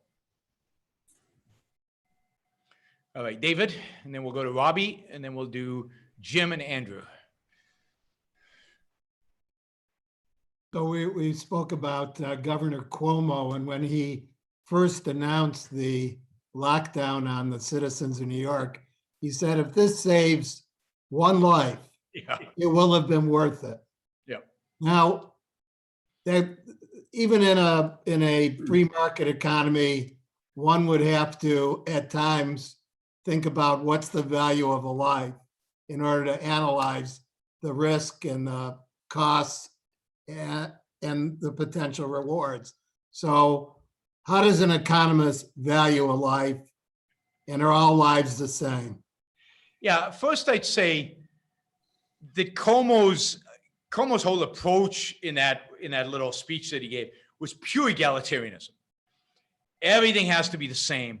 Everybody should be treated the same, and pure altruism in the sense that we need to sacrifice anything to save this one person. Without asking, right? We're going to force you to sacrifice. To save every one life is greater than the sum of all the sacrifices you guys could commit, because they are the most in need. I mean, that is the ultimate in altruism. And I think he had to backtrack off of that, because he even realized how absurd that was. But it is insanity. People, in emergency situations, doctors have to make this calculus all the time. If there's an accident and 5 people are rushed into the emergency room at the same time, and there's only one doctor, and he can only save 2 of the 5 people's lives. I mean, he's going to make the decision based on likelihood of survival, and probably youth, and probably who's got a family. I don't know, but he's going to make it very quickly, but he has to make that decision. As an economist, the way we do it, because you have to do it for insurance purposes sometimes, for actuarial tables, you have to do it sometimes. You often do it based on earning potential, right? How many years of earning does a young person have? How much wealth could he create over a lifetime versus an 85-year-old who's not working? Probably going to die in the next 3 years anyway, right? From some other disease, from the flu next year, or from something else, or from heart disease or cancer. So you can't equate those lives in an emergency situation. Now, if it's not an emergency, then you shouldn't have to, right? It's who can pay and what are the resources available to you to save both lives, and hopefully you can save them both. But in an emergency situation, sometimes you have to make those calls. And there are circumstances, again, where, like in trials, where they assess the life for damages, and they assess it based on earning potential, a discounted present value of future earnings. And that would place a much higher value on most young people, certainly relative to an 85-year-old. And to me, it really, I mean, not to minimize anybody dying, because I can think of a number of 85, 6, 7-year-olds who would be, for me, unbelievably tragic if they died. But, the life expectancy of an 87-year-old is 2 to 3 to 5 years max, right? One of the,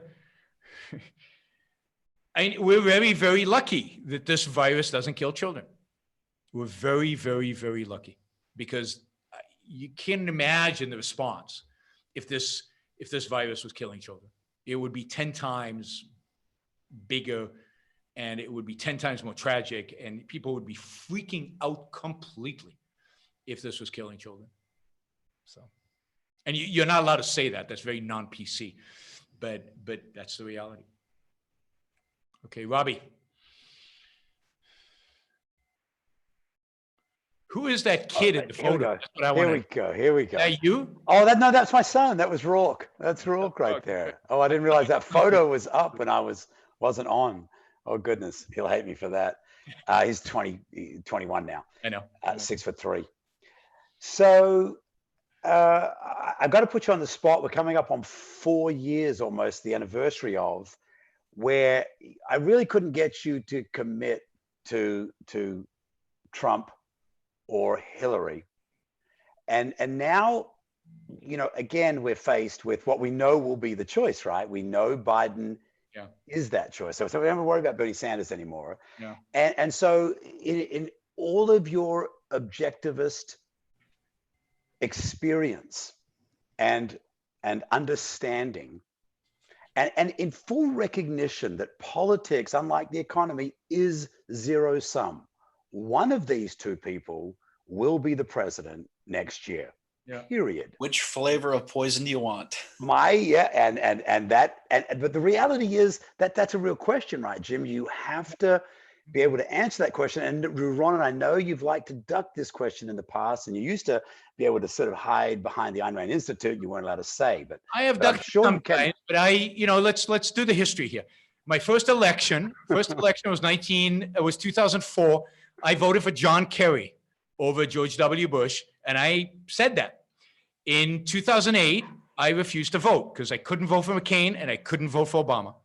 In 2012, I voted for Mitt Romney over Obama because by then I realized how bad Obama was, and I couldn't vote for Obama, and Romney was tolerable, I guess. It was a poison, but tolerated poison. In 2016, the poisons were such that I couldn't vote for either one. It was a toss-up between how evil both were, and I couldn't vote. This one is easy for me. I would vote for Biden in a heartbeat. Because I think, and I've said this over and over again, and I've said it for 3 years, and this crisis has, in my view, concretized and made real the fact that the particular form that Trump's evil manifests itself in versus Hillary's or Biden's or anybody else's is, in my view, the most destructive for America's future. So they're both evil, and maybe economically short run Biden is worse. But in terms of the long run prospects for this country, I think Trump's, the way it manifests itself, his particular form of evil is more destructive to the institutions of liberty and to the long-term health of whatever free market advocacy there will be in the future. He undermines it, undercuts it, and destroys our capacity to do it. And it brings out, in my view, he brings out the worst in the American people. He cultivates the worst elements in the American people, and he brings them to the forefront. And that scares the bejesus out of me. So I am willing to take, now if you'd asked me about Bernie Sanders, that would have been different and it would have been much scarier. Biden is a nothing. And if by the way, I would advocate to vote Republican on House and Senate because he needs an opposition. And it's really important that he not get a House, Senate, and the presidency, but he might. And he might. So yeah, I mean, you'd have to. And he might because of Trump. Well, if he was elected, you would have to assume that he would get the House. So you're really saying I'm not convinced of that. You're not convinced that it would be all three. No, and I think particularly if people realize that they're doing this, they need to punish Trump for what he did, but they don't want full-on Democrats because we know what happened in the first 2 years of Obama. I thought the last 6 years of Obama were not that bad because the Republicans were a decent opposition party. They're terrible, I think, in governing, but they're a decent opposition party. So what I want, and I've always said this, if you look at just the statistics, just numbers, the best combination of governance from the perspective of government spending, which I think is a proxy for the size of government, is a Democratic president and a Republican House or Senate. So a Republican veto. Right. That has been the healthiest for the U.S. economy since World War II. So we've got you on record for Biden. Can we get you on record for the VP nominee? It's going to be a woman. Has to be. So I have an idea that Biden would never take. But it's got to be one of the three, right? So between I want Nikki Haley. I want Haley to run against Trump, and I want us to vote for Nikki Haley. I would vote for Nikki Haley over anybody right now. Is it Klobuchar? Is it which would be, I guess you would probably say over. Yeah, the other two, right? My preference. I wanted her to win the nomination because I think of all the Democrats, she's the most reasonable. She's the most centrist, and she's not a babbling idiot like Biden.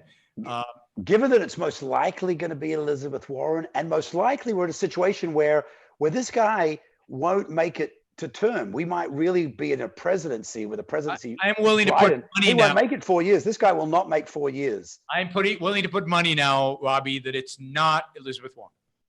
I'll give you two reasons why it's not. One, she's as old as Biden, almost. Two, she's from Massachusetts. Massachusetts voting Biden no matter what. He doesn't need her. He needs the Midwest. He needs Bernie's. He needs Bernie's crowd. He's going to get Bernie's crowd, but Elizabeth Warren doesn't give him Bernie's crowd. They don't like her. He doesn't give him. She ran as a capitalist. She did. She ran supposedly as this savior of capitalism. No, Amy Klobuchar gives him a state in the Midwest which he has to win. He has to win Minnesota. But I'm not sure. I think it might be Kamala Harris who gives him skin color, right? And it might be somebody we're not thinking of. OAC. What about OAC? No, she's too young. She can't do it. She has to be over 35. And it won't be over. It has to be over 35.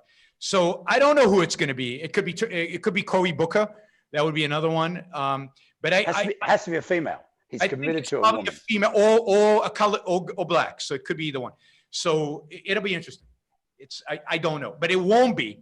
I can almost guarantee that it won't be Elizabeth Warren, partially also because she'll run everything. I mean, she'll dominate him. He will be, he'll be whipped in minutes. And since you're willing to bet live here on air, can I will take that. I will take $20 on President Trump over your guy Biden. That I don't know. I'm not betting on who's going to win that presidency. It's quite likely that Trump will win.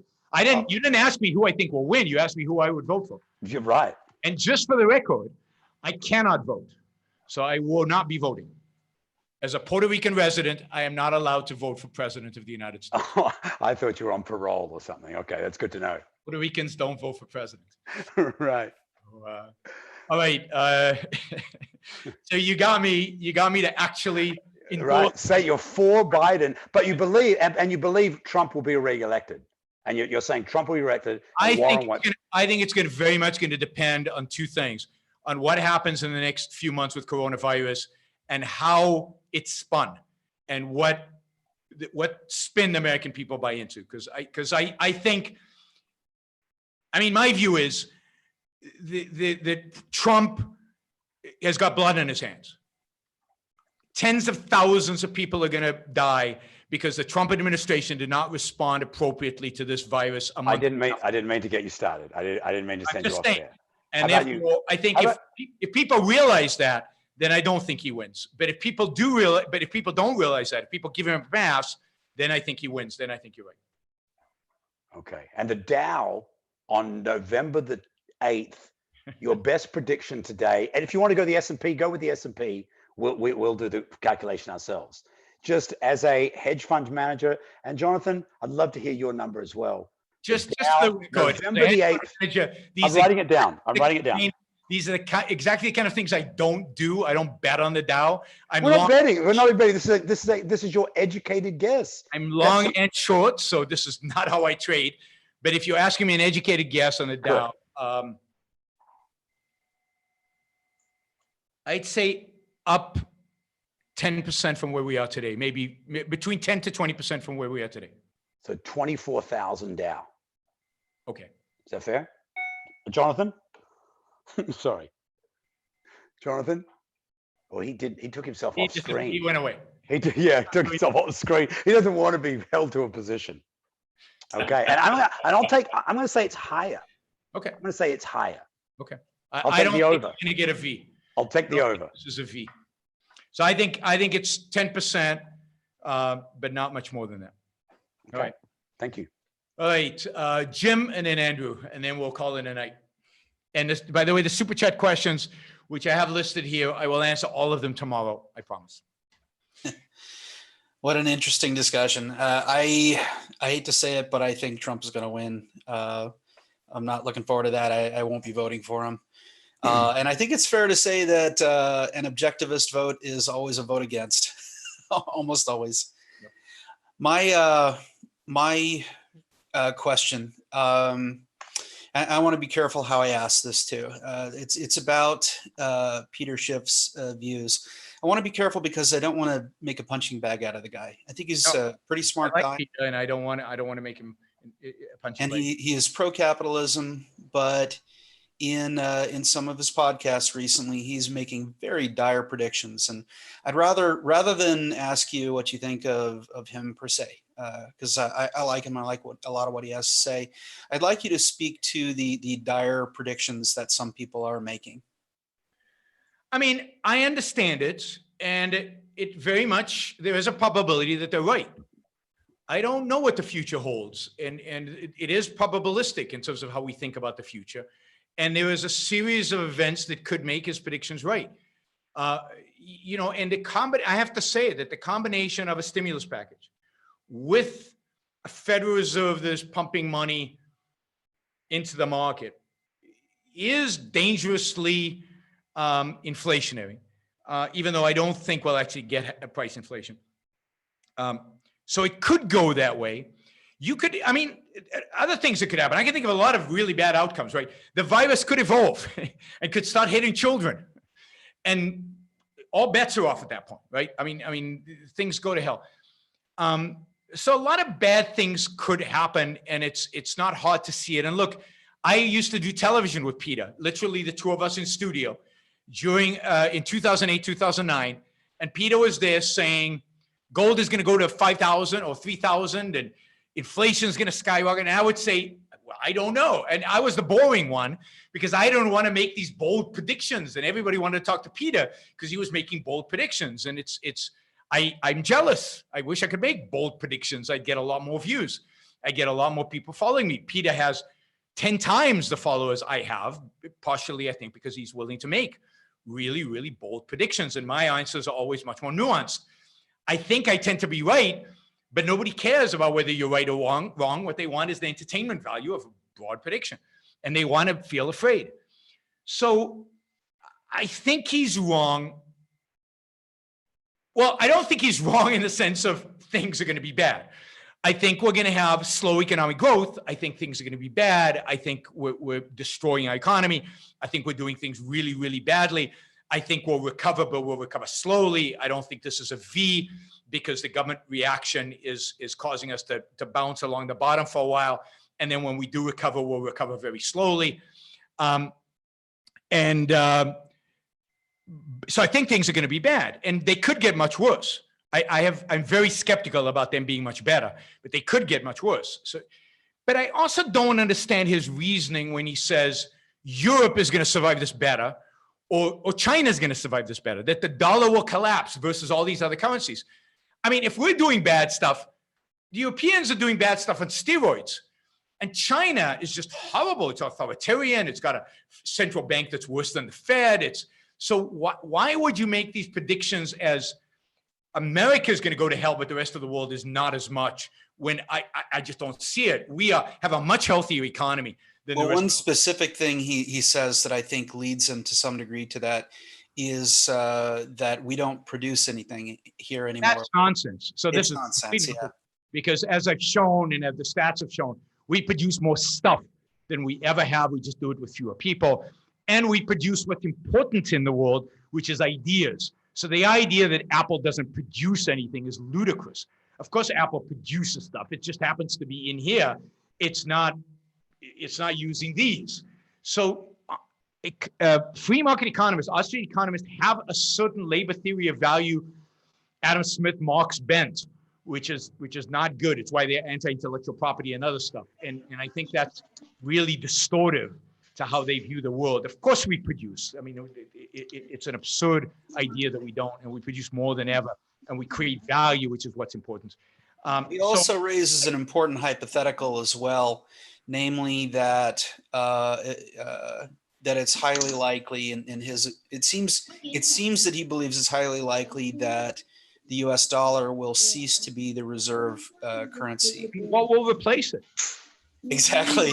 I think he thinks Euro, where they have negative interest rates, the yuan, which is, which is dependent on the Chinese central bank. Who trusts those guys? what's going to replace it? Now, I understand if he believed that somebody was going to go to gold standard and that would ultimately replace the dollar, but nobody's doing that. Nobody's indicating that. Nobody's suggesting that. So I don't see what replaces the dollar, even though I agree that the dollar is not, given the Fed's action, is not the best, measure of value, and certainly not the best store of value. But what's the alternative? So, these are the things I disagree with. And then I think on inflation, I think that there's going to be so much destruction of credit that I think all the Fed is going to be doing is replacing money that's being taken out of circulation by the shrinkage of credit, so that the total amount of money in the economy is not going to grow that much. That's what causes price inflation.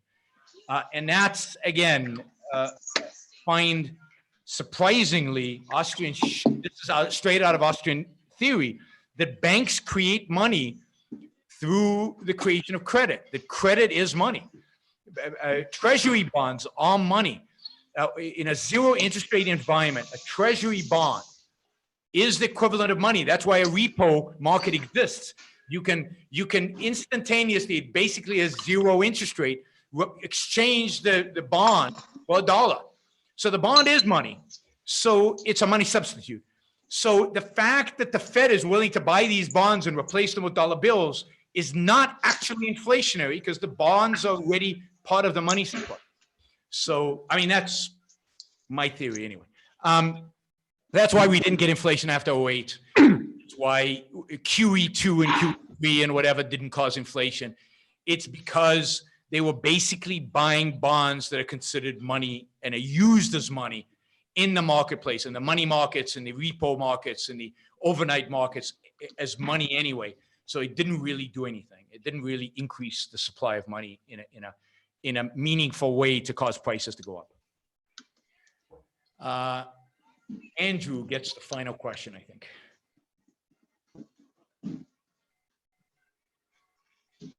Did I get this correct? Did everybody unmute him? Yeah, let me unmute you, Andrew. Okay, you're unmuted. Hi. Just before I ask my question, somebody had posed before asking about the psychology of guilt, like how does guilt come about? And just to give a clue on that, when I was young and I was very influenced by Judeo-Christianity, instead of saying I feel bad for somebody, I would say I feel poor for them. Huh. That's how seriously I took the responsibility for the poor. I think that is really key, and that is kind of in the psyche of the entire West, which I know Yaron, when you go to lectures and stuff, it's always questions about. They cannot morally see past our responsibility towards the poor. So I just wanted to add that in from my own personal perspective, where this guilt kind of originates. I think that's right. I think we're inculcated from a very young age that our moral responsibility is to those in need. And when somebody is in need, you're supposed to help them. And if you don't, well, wait a minute, I did something wrong. I was supposed to help them and I didn't. And therefore I feel guilt. And that's where the guilt comes from. It comes from that altruism, the inculcation of altruism that the Christianity and to some extent Judaism do at a very, very young age. Yep. So my question is about conspiracy theories. Yep. I see, for example, Peter Navarro, who I know is one of your least favorite people, and he's one of mine as well. I remember seeing him before Trump got elected. And I kind of was like, this guy is a conspiracy theorist in economics. Yep. He thinks that the evil Chinese are destroying are the source of everything bad about our economy. And it was just bizarre. Now we see he has power. And he's just gotten Wesley Mooch's job. He's the czar of the emergency powers over industry. I don't know. Right. I did. I heard you talk about that a little bit. I see this emerging expansion of conspiracy theories on the right, and I think part of it is because the establishment, set up mostly by the left, is so untrustworthy. So some of it is deserved, but it's just going in the wrong direction. And I wanted to see, have you observed the same thing, of more conspiracy theories, and what do you think is behind that trend?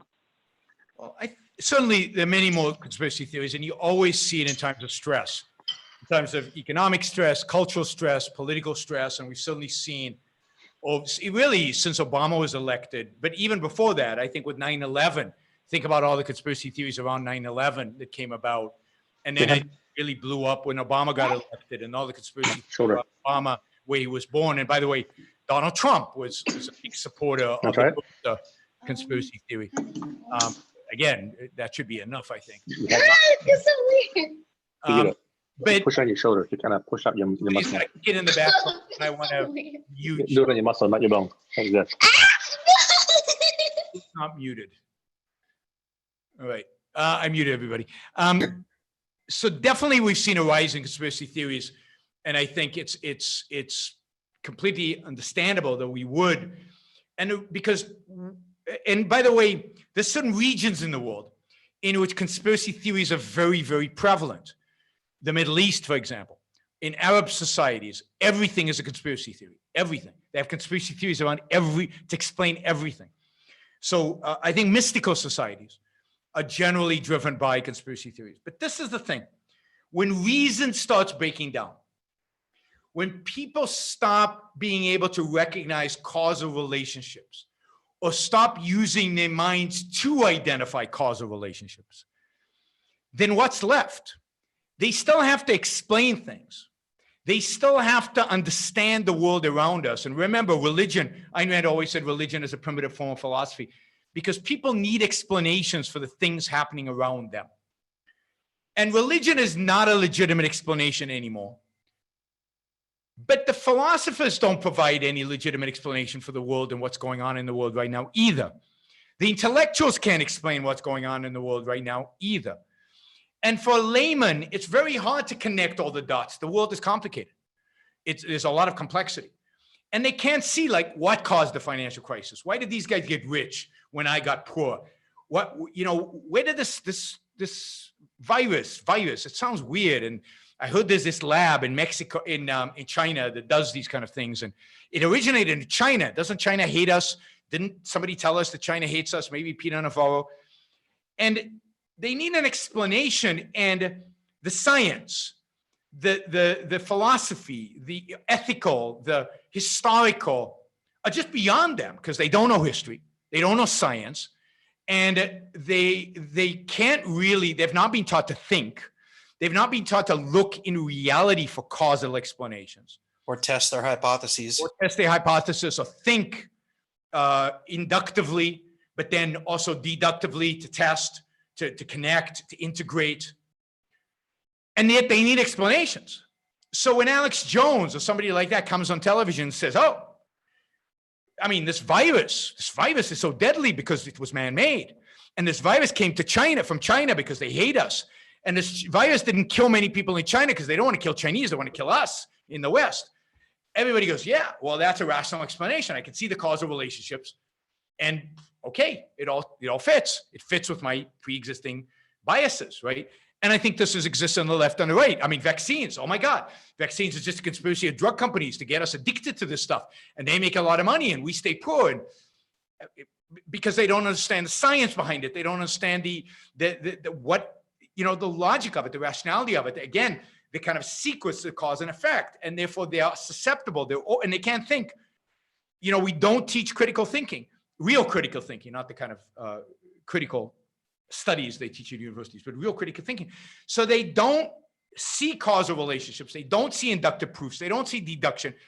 And yet we're human beings. We still need explanations for things.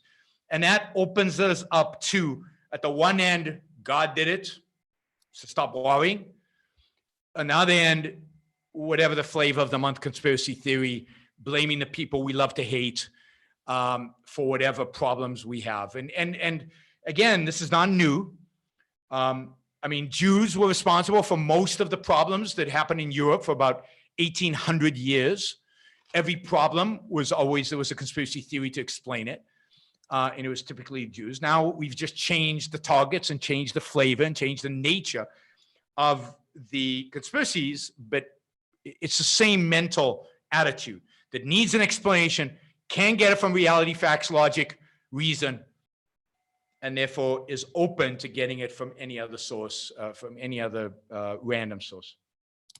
And again, particularly if it feeds into prior biases that the people already have been softened to accept. For example, everybody is primed to hate China, and there's good objective reasons to hate China, but primed to overestimate the power of China and think China is going to control the world and all this stuff, which is all nonsense. But they're primed for that because that's what's being discussed both on the left and on the right for the last 5-6 years.